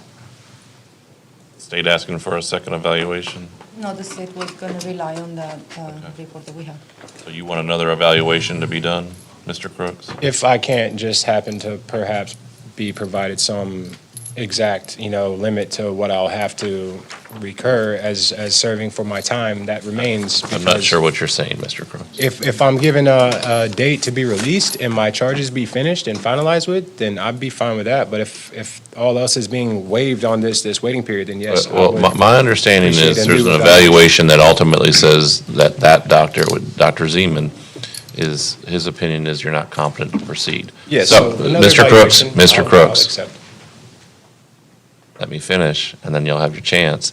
But when you ask me, how's it going to go, I have to kind of explain things to you. So if you're potentially not competent to proceed, I can't give you a release date. I can't tell you, there's no plea offer to be done. There's no resolution of the case until that issue is resolved. Right. Now, you can either, and I don't want to seem like I'm suggesting one thing or the other, but you can either have the competency hearing done on just the one report, or a second report can be done. That's kind of got me thinking of what that means. I don't know what that means. If for a competency hearing on one report or a second report, what is that referring to? Exactly? Your options are you can either stipulate doing, me determining competency on the one report that's been done, or you can have a second doctor do a report, and then I'll potentially read both. It depends on what they say. like Mr. Maddox said, if one comes back competent and the other one incompetent, then we'll have to get a third one. And that those are just things that take more and more time. And again, I'm not trying to encourage or discourage any behavior from you as to what you want to do in your case, but I just want to make sure you understand that. But it's not a situation I can just say, well, you know what, we'll just release you on this date, or we'll send you to this place. I have to make determinations in a proper sequence before we can go on to the next step. Because again, I haven't read any report yet, because I don't do that until we get to the point of a competency hearing. Okay. All right? Yes, sir. All right, so do you want the second report then done? Sir. Okay, so do you want to stipulate based on the first one? Okay, are you sure about that? Yes, Your Honor, if I may just have a moment, and I'll explain it on the record. So basically, we went over this report, Mr. Crooks. I know we had our disagreements on it, but it's recommended you be found incompetent to proceed and be committed to the Florida State Hospital. The judge will certainly review the report, but that's likely to be what he orders, assuming he deems that proper. Is that okay with you if that's what happens? Yes, if the advance to actually be placed in the North Florida treatment facility, since that's one of the ones listed on that report as a proper, psychiatric restoration facility, then I'd like to go to that one, because I've already been to Florida State Hospital twice, and that's why when I actually had my face-to-face with Zeman, the doctor, he'd said that based upon that criteria and that credential right there in his association, it wouldn't seem fit for me to necessarily go back, that this would be more related to the judgment based around this area on why it would be incompetent or me found competent differentially. But because I've been there twice, first time, a lengthier time than the second, not an exact same time for evaluation period to make the conduct of their, I guess, So you're equivalent saying you'd exam. rather go to the North Florida Evaluation and Treatment Center as opposed to the Florida? Again, Mr. Crooks, I Right. can't tell them to do that. If that's available, is what I'm saying, just because I've already been to the other one twice. Because they get to make the determination based on their facilities, where there's space for you, what they think is the better program for you. I just don't get to make those decisions. Yeah, nonetheless, thank you, though. I appreciate it, for sure. I just want to make sure you understand. I try to do what I can in certain cases, but again, I have to stay in my lane as far as what I'm allowed to do and what I'm not allowed to do. Yes, Your Honor. All right. So I'm going to stipulate to this report, and the judge is going to make findings, okay? All right, thank you. All right. Okay. Your Honor, I'm going to stipulate to the report, stipulate to the report. Yes, Your Honor. All right, Your Honor, may I approach with the report? Yes. Your Honor.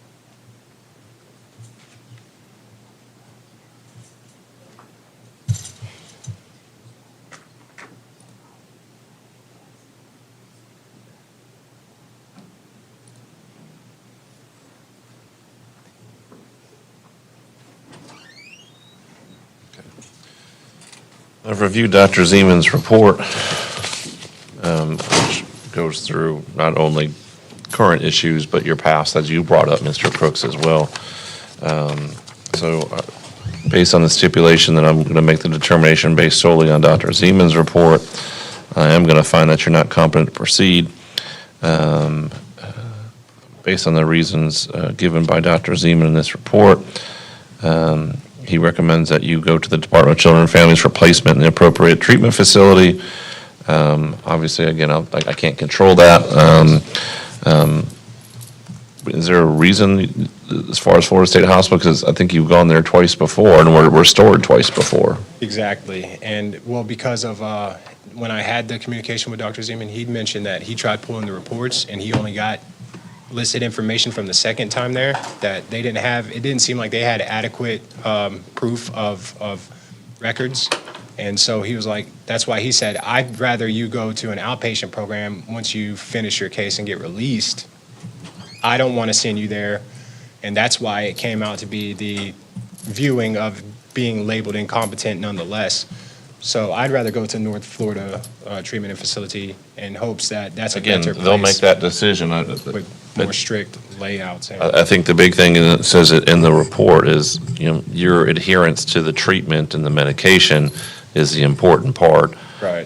So that's what you have to focus on. Absolutely. Not just when you're there, but when you come back to us, you got to stick with these things. Otherwise, this is kind of the revolving door, unfortunately, that happens. When I read in the report specifically, it talks about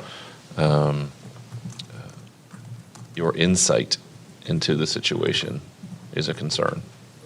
And I think when you're going through the treatment and are taking the medication they've provided, your insight goes way up. But it's, according to the doctor, not quite so much right now. Right. So, all right. All right, so I'll sign an order. If you could get that to me, Mr. Maddox. Yes, Your Honor. And again, if you want to put in that the court recommends North Florida, but I'm not sure what they're going to do, like I said. I'll make sure the language is reflected, Your Honor. Okay. Thank you much. All right, thank you.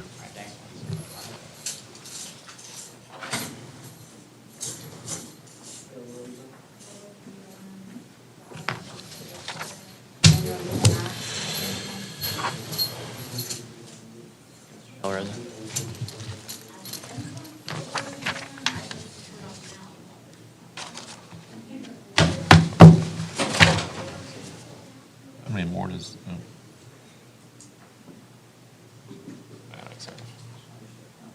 Your Honor, my client wishes to address the court. Before he does, I'd advise him not to talk about the facts of his case. My understanding is he's trying to sue the public defender's office and have me withdrawn. I'll certainly let him address those concerns with the court, Your Honor. All right, Mr. De La Rosa, raise your right hand. Do you swear or affirm any testimony you give today is the truth, the whole truth, and nothing but the truth? Yes, sir. All right, I'm not asking you any questions at this point, but your lawyers mentioned that you wanted to tell me something, so you're free to do so, but you're not required to. Okay, I don't feel that Mr. Maddox has my best interest at heart.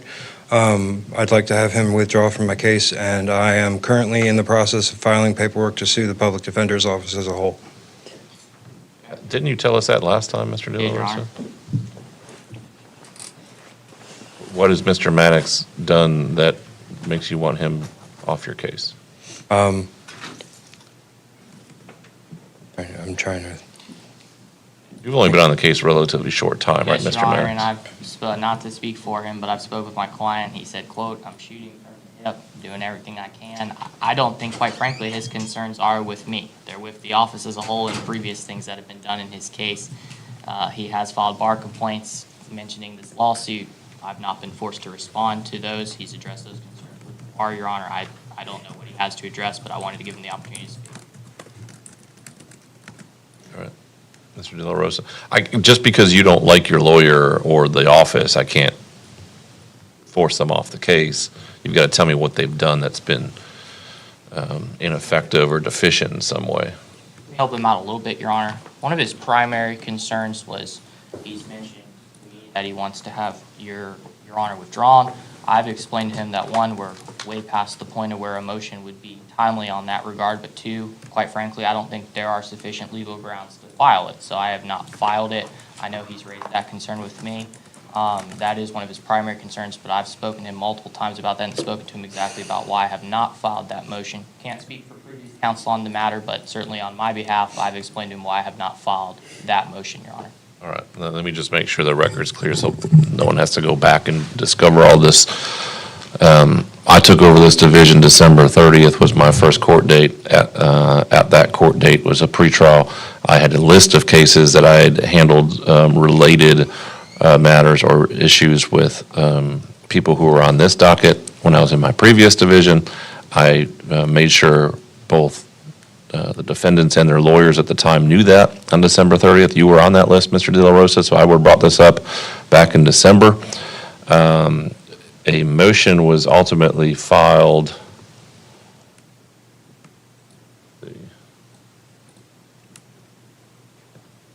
back in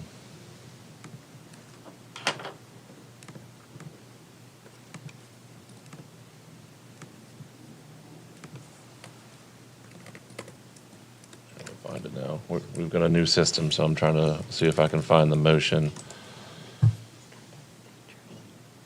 But regardless of the motion, I issued an order, Mr. De La Rosa, back on October 6th of this year, specifically denying it as legally insufficient and untimely. I even cited a case, and that's Scott versus State, which is 909 Southern 2nd, 364. It's a 5th DCA case. It's almost identical to the situation we have here, where the defendant in that case asked for a judge to be removed and disqualified it from a case because of handling of a dependency matter. Previously, the facts couldn't be more similar, I think, other than the fact that this one is also untimely. Frankly, these, well, I don't want to go any farther in it, but I just want to make sure he understands that has been pursued already, Mr. De La Rosa. So he can't file another motion to that effect. Understood. Unless there's something different. Certainly, if something were to come up that you didn't know about, you can then file. But we've addressed those things. And Your Honor, he just wanted to further address the lawsuit against our office. I'll give him the opportunity to do that. Yes, I've already filed a lawsuit against Timothy Gibbs, and a bar complaint against him, given a sworn oath on that. Where's the lawsuit filed? I don't have it with me. Where was it filed? With the clerk of court's office. Here? Yes. Okaloosa County. Yes. I've looked for it, Your Honor. I'm not aware of it, but I know. You know of a case number, Mr. De La Rosa? No, I wasn't given one Because you yet. told me that last time, and there was no suit to be found. Okay, I don't know what's going on, but I've sent the paperwork to the public, to the clerk of court's office and the public defender's office. I'm also either tomorrow or Friday, we'll be having family take up a copy of my lawsuit against the public defender's office to the clerk of courts, and with the filing fee to have that filed. Okay. But you still haven't told me what Mr. Maddox has done to warrant being taken off your case. I simply do not believe he has enough experience to give me adequate representation. I don't feel comfortable with him on that case. I understand that, Mr. De La Rosa, but you're not telling me that he's done something that was ineffective, or he's failed to do something that you've asked him to do. Just saying, I think I should have someone who's been practicing longer is not going to be sufficient. If you want to put anything else on paper, you're free to do that, and we'll go through what's called a Nelson inquiry. But just saying, I'm threatening a lawsuit that's never been filed, or that you think he's less experienced than you want, because as you remember, Mr. De La Rosa, you had another lawyer, you told us you were going to hire another lawyer, then that hasn't happened.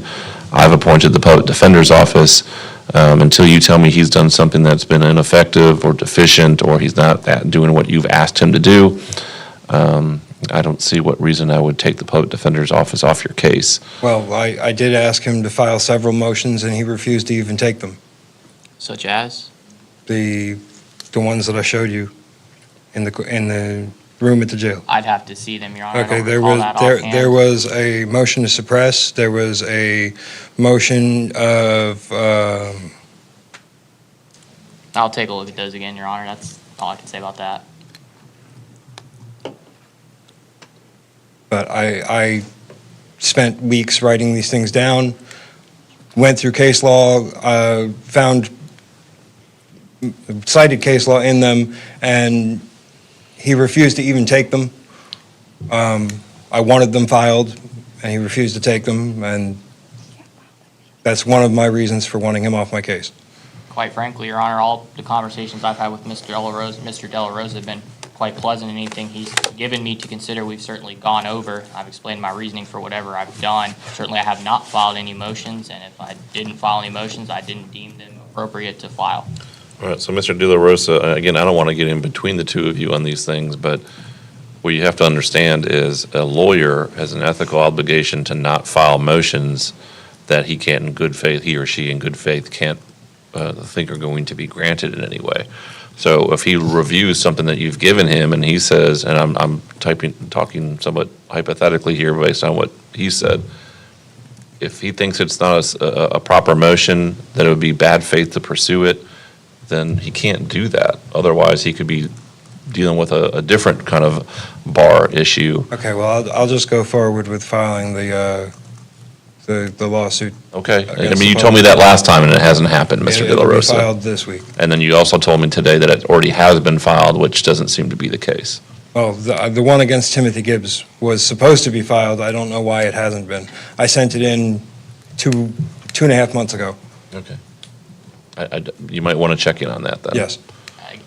I can't speak for him, Your Honor, but again, based on what I've And, heard, and Mr. Gibbs is not your attorney anymore. his primary concerns are not with me.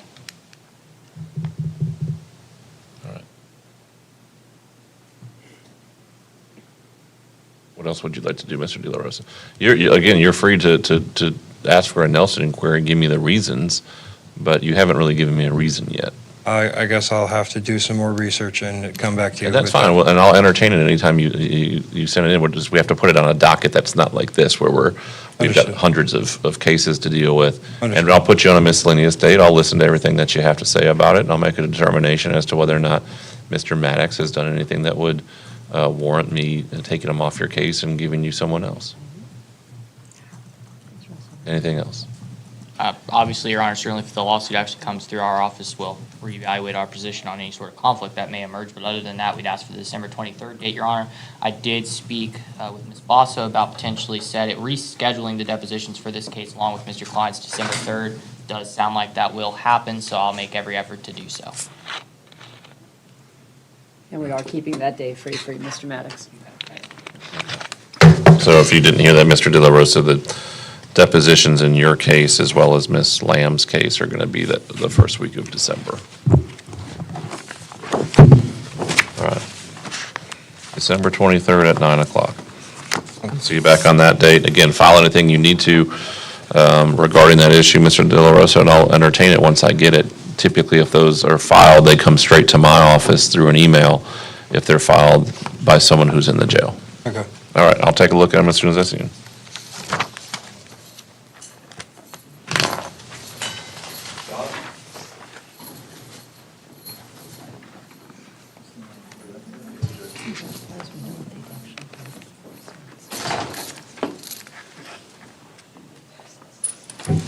All right, we're going to have a resolution here, I believe. I'm just going to have the state sign the plea, and if I could just have a minute to make sure Ms. Dodd still wants to do it, basically. One thing I do want to put on the record is Ms. Dodd does have an open violation of probation over in another county.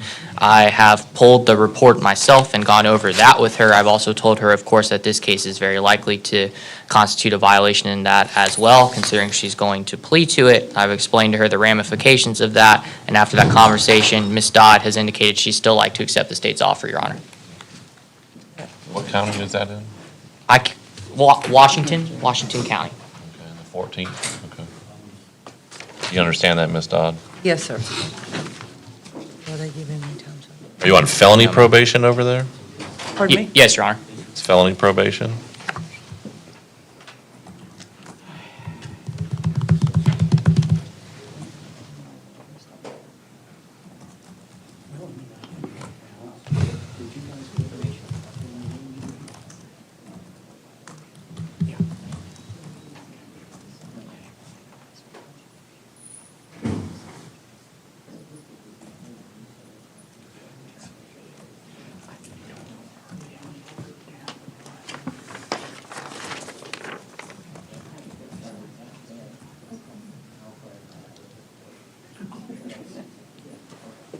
You're good?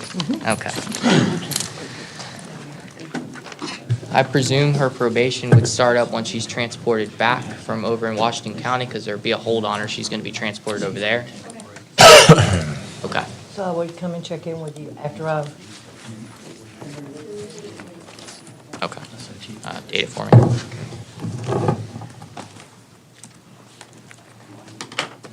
Thank you. All right, Your Honor, may I approach? Yes.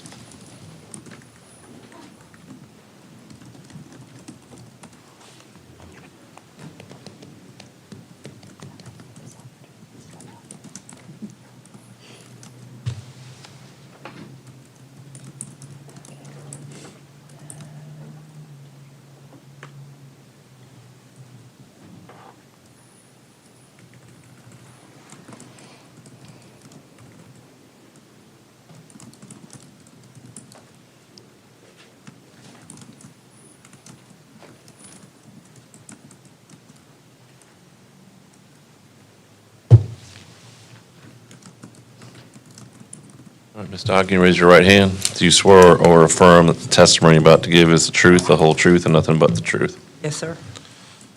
You're here in 25 CF 1184, where you're charged with battery on a person over the age of 65, which is a third-degree felony and punishable by up to 5 years in state prison. Do you understand that? Yes, sir.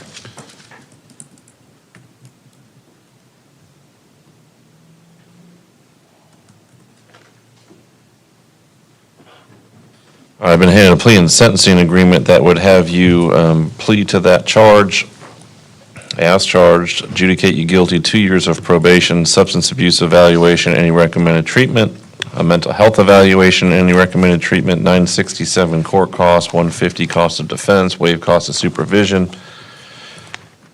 and probation shall terminate after 1 year if all terms complete and no violations occur. What about contact with the victim?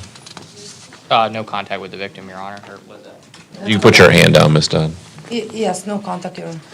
I would just like to have the police department go with me there to pick up my stuff. Ms. Dodd, talk to me, please. I'm sorry.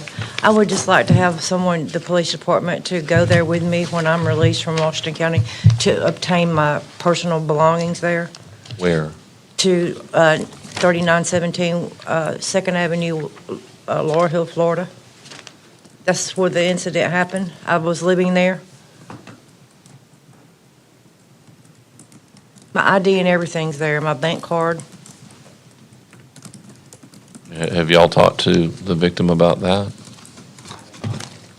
The notes that I have in the case shows that the victim just wants her property to be out of her house, so. How much stuff are we talking about, Ms. Dodd?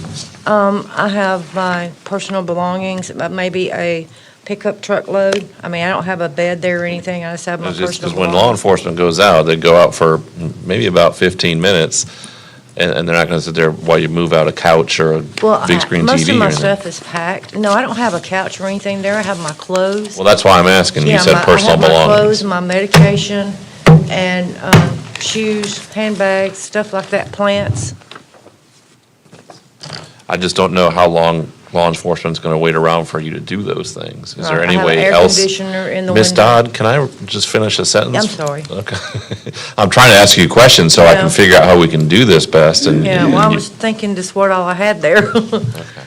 Well, I'm just trying to get to a end result here. Apologize. Is there some other person that can get those things for you? If I could obtain my phone out of my property to get. Well, it my won't, number. I mean, it'd be after you get out anyway. Right, Because the issue is you're going to Washington County after Yes, this, sir. right? yes. So, I mean, I'll put it in the sentencing order that you can go back to the house one time to get some of your personal items, but again, they don't stick around very long. You know, law enforcement has other things to be doing than just watching people move boxes out of their house. Yes, sir, I understand that. And like I said, a lot of the stuff is packed up. Okay. All right, so I'm going to add no contact with the victim here. That's what y'all agreed to? Yes, Your Honor. And apologies, I would have addressed the property issue if I knew it needed to be addressed. This was the first that I heard about that. Brian, can I go back to residents one time with law enforcement escort. Just remember, man, you gotta set that up. You can't just go there and then call the police and ask for them to show up. You gotta call them Yes, in sir. advance.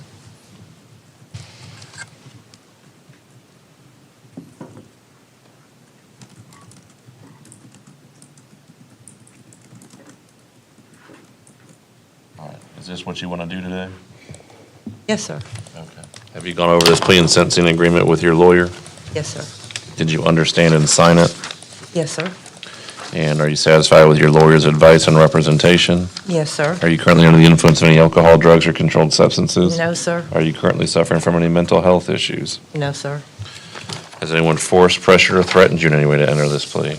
No, sir. Has anyone promised you anything in return for your plea? No, sir.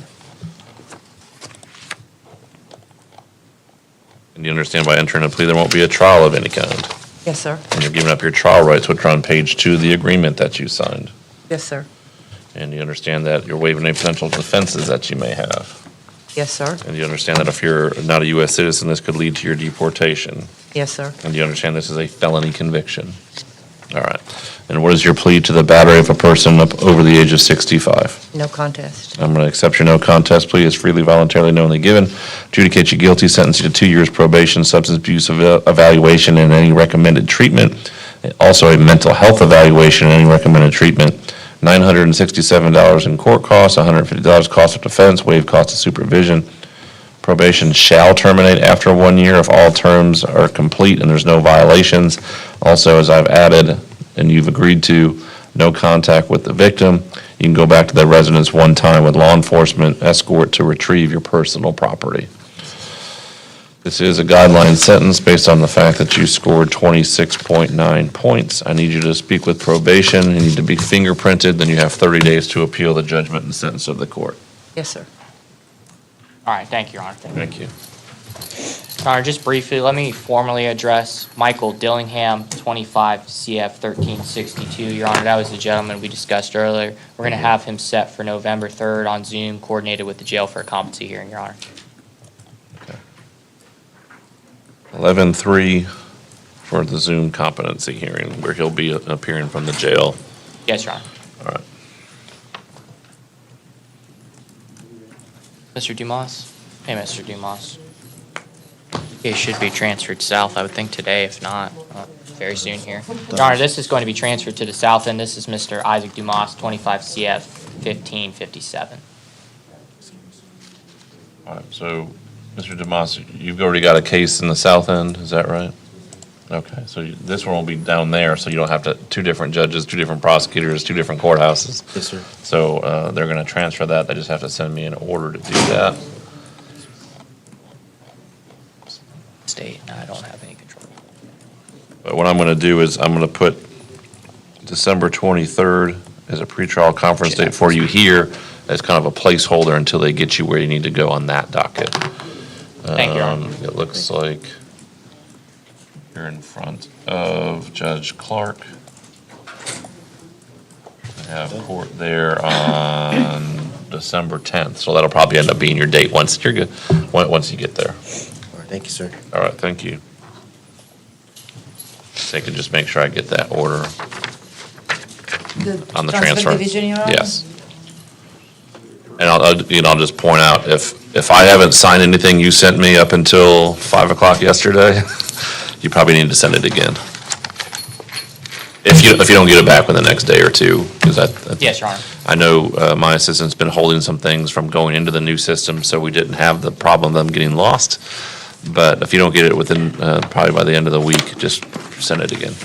All right, go ahead, Mr. Maddox. Thank you, Your Honor. This is Mr. Isaiah Durham before the court in 25 CF 1193 and 23 CF 2433. Your Honor, if we received discovery, we're going to set depositions in this case. All right, so you're asking for 1223? I am, Your Honor. All right, December 23rd, Mr. Durham, is it Durham? Yes, sir. Okay. At 9 o'clock.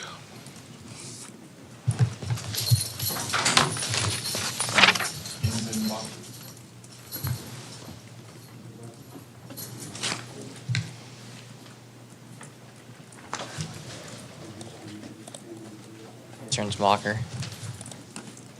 All right, this is Mr. Enzbacher before the court in 23 CF 1532.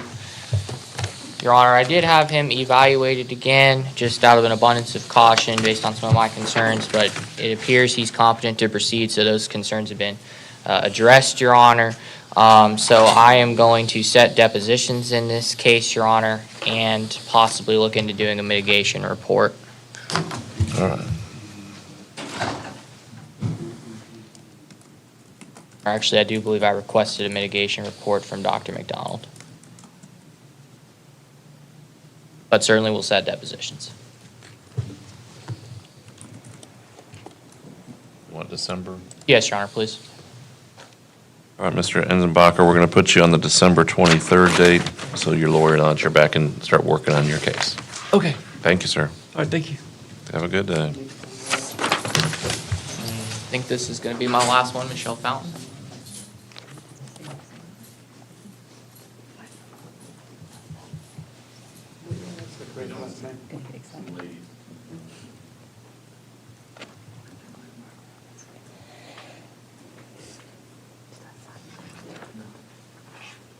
Mrs. Fountain.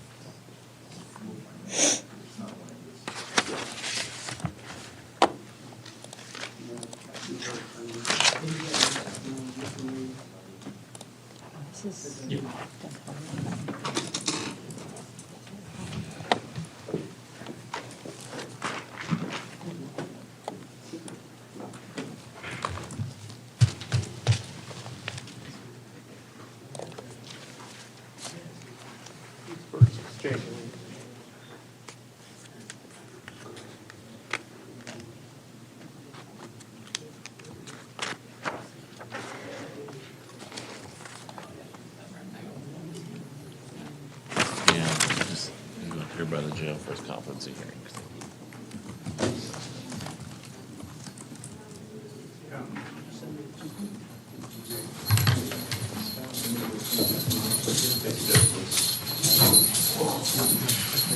Yes, Your Honor. Could I have a brief moment, Your Honor?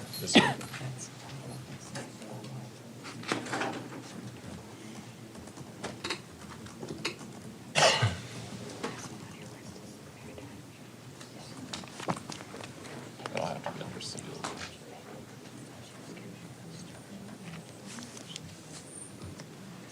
Oh, confidential.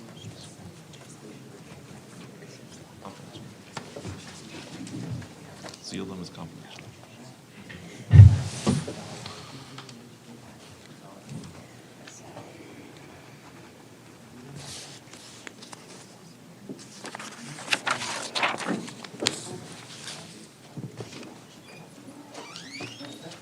All Can I right. get out of here today?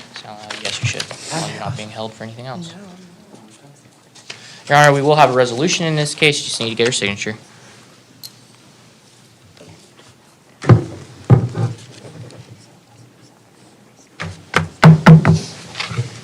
Date it right there for me, today's the 29th. Best you can. All right, thank you. May I approach, Your Honor? Yes, sir. Just a modification of the probation, Your Honor. So the new case is being dismissed? Yes, Your Honor.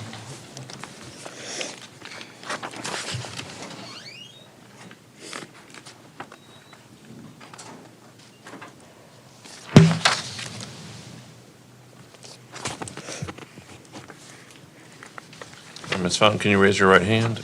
Do you swear, right hand? Nope, the other one, there you go. Do you swear or affirm the testimony you're about to give is the truth, the whole truth, and nothing but the truth? Yes, sir. Okay, can you state your full name and date of birth, please? Michelle Fountain, 12/22/79. All right, Ms. Fountain, you're here in 25 CF 1465, which is a new charge of possession of a controlled substance, which ultimately would be dismissed as part of your plea bargain. And also your VOPs in 25 CF 876 and 25 CF 549. The plea and sentencing agreement I've been given would have you admit your violation of probation. Your probation would be modified to drug offender probation for the entirety of the remaining probationary period. Y'all know how long that is? She was given 2 years initially, Your Honor, so the year and a half and change. Okay. You'll have a curfew of 7 PM to 7 AM, which can be modified for purposes of a documented work schedule. Maintain the withhold of adjudication, 50 hours of community service work, abide by the original terms of your probation and do those conditions. $100 VOP fee for each case, $150 total cost of defense, and waiving the cost of supervision. Is that what you want to do today?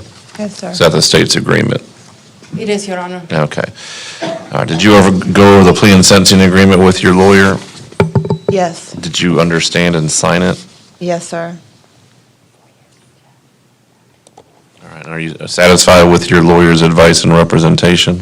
Yes, sir, I am. Are you under the influence of any alcohol, drugs, or controlled substances? No, sir, I'm not. Are you currently suffering from any mental health issues? No, I'm not. Has anyone forced, pressured, or threatened you in any way to enter the plea? No. not at Anyone all. promise you anything in return for the plea? No. Do you understand by admitting the violations of probation, there won't be a hearing where the state would have to prove how you violated your probation? Yes. All right, and you understand you're waiving all potential defenses that you may have to those? Okay. I understand. And what is your plea to the violations of probation? Are you admitting or denying those? Admitting. All right, I'm going to accept your admission as freely, voluntarily, knowingly given.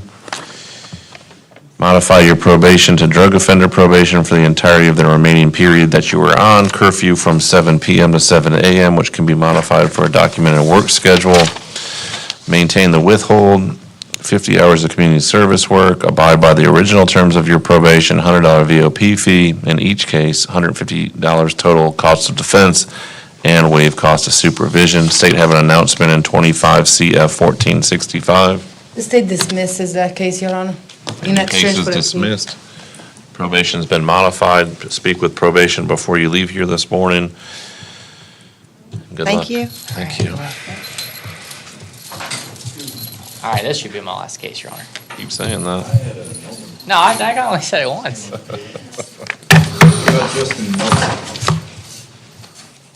Do you have a Justin Nolan, Mr. Maddox? Yes, I do, but I think that was addressed yesterday, but yeah, he moved over here. Hold on. I don't know if I pulled that. I might have pulled that one. I do have it. I'll figure out that one. Second. So I guess I was wrong again.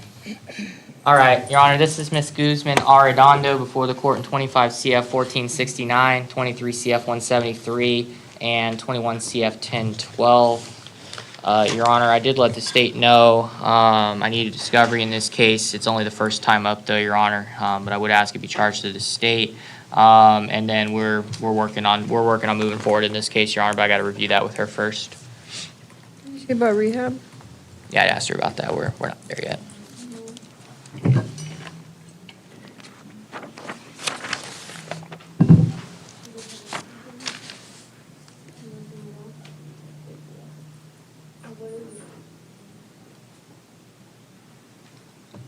Guidelines, isn't they offer guidelines right now?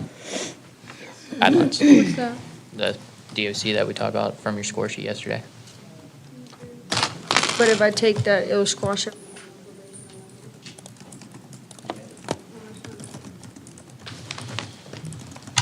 I don't even have discovery, you don't.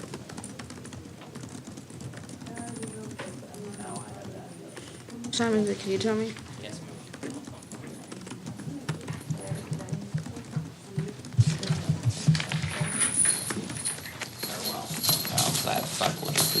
How much does she score?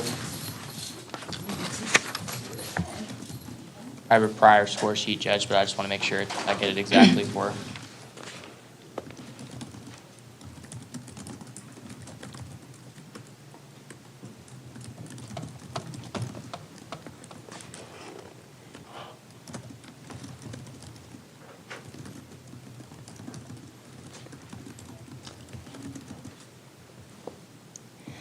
Just to verify, I have a few cases. We're talking about 25 CF 1469, Yep, just one case? correct, and then the two VOPs, 23 CF 173. Okay, yeah, that's what I'm trying to figure out, if they're included in the score sheet that I have. So 1 second, it's pulling up. Okay. 'Cause I didn't give her an exact range, Judge. I pulled her prior score sheet and gave her an estimate, but, The score sheet that I have here do not include the VOP. okay. Without the VOP, she scores minimum 14.47 months. 14 months? Do you want to offer 14 months? No, not like this without looking. Monday then maybe clear continue? Monday would be fine, yeah. I want to put firmly on the record, I have no discovery in this case. She's looking at prison time. I've advised her not to take any prison time until I review discovery with her. Thank you. All right. We'll see you on But Monday. 11:03, Your Honor. November 3rd, 9 o'clock. Plea or continue. All right, you said you had Nolan still?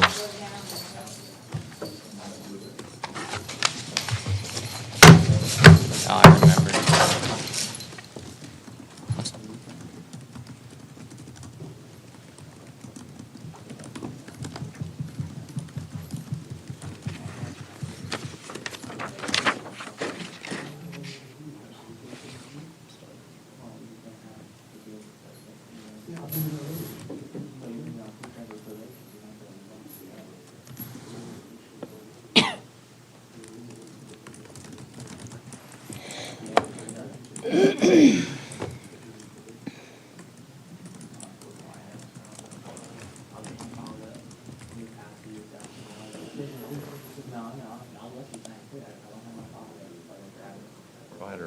I can't sign my plea today? Again, I'm gonna. Your Honor, I've misplaced Mr. Nolan. I don't know where it's at, but he wants to sign a plea. I do believe there's an offer that he can take.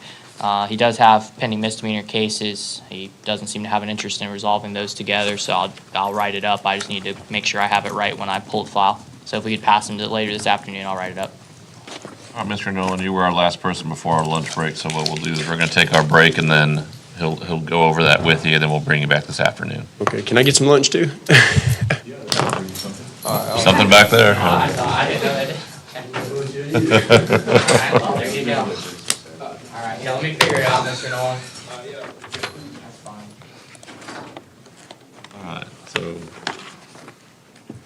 why don't we take a lunch recess until 1:30? But when I say 1:30, it means everyone's in their seats at 1:30 and ready to go. I know you guys always want less time than I'm willing to Well, do. we got close. I asked for 45. You're giving us 42. Well, again, you've got other people who can handle cases while you're still at lunch. No, I'm saying that was good, yeah. Some of us have to be here the whole time. Yes, Your Honor. I don't mean to cast light on that. We're in recess until 1:30. Thank you all. All rise, please.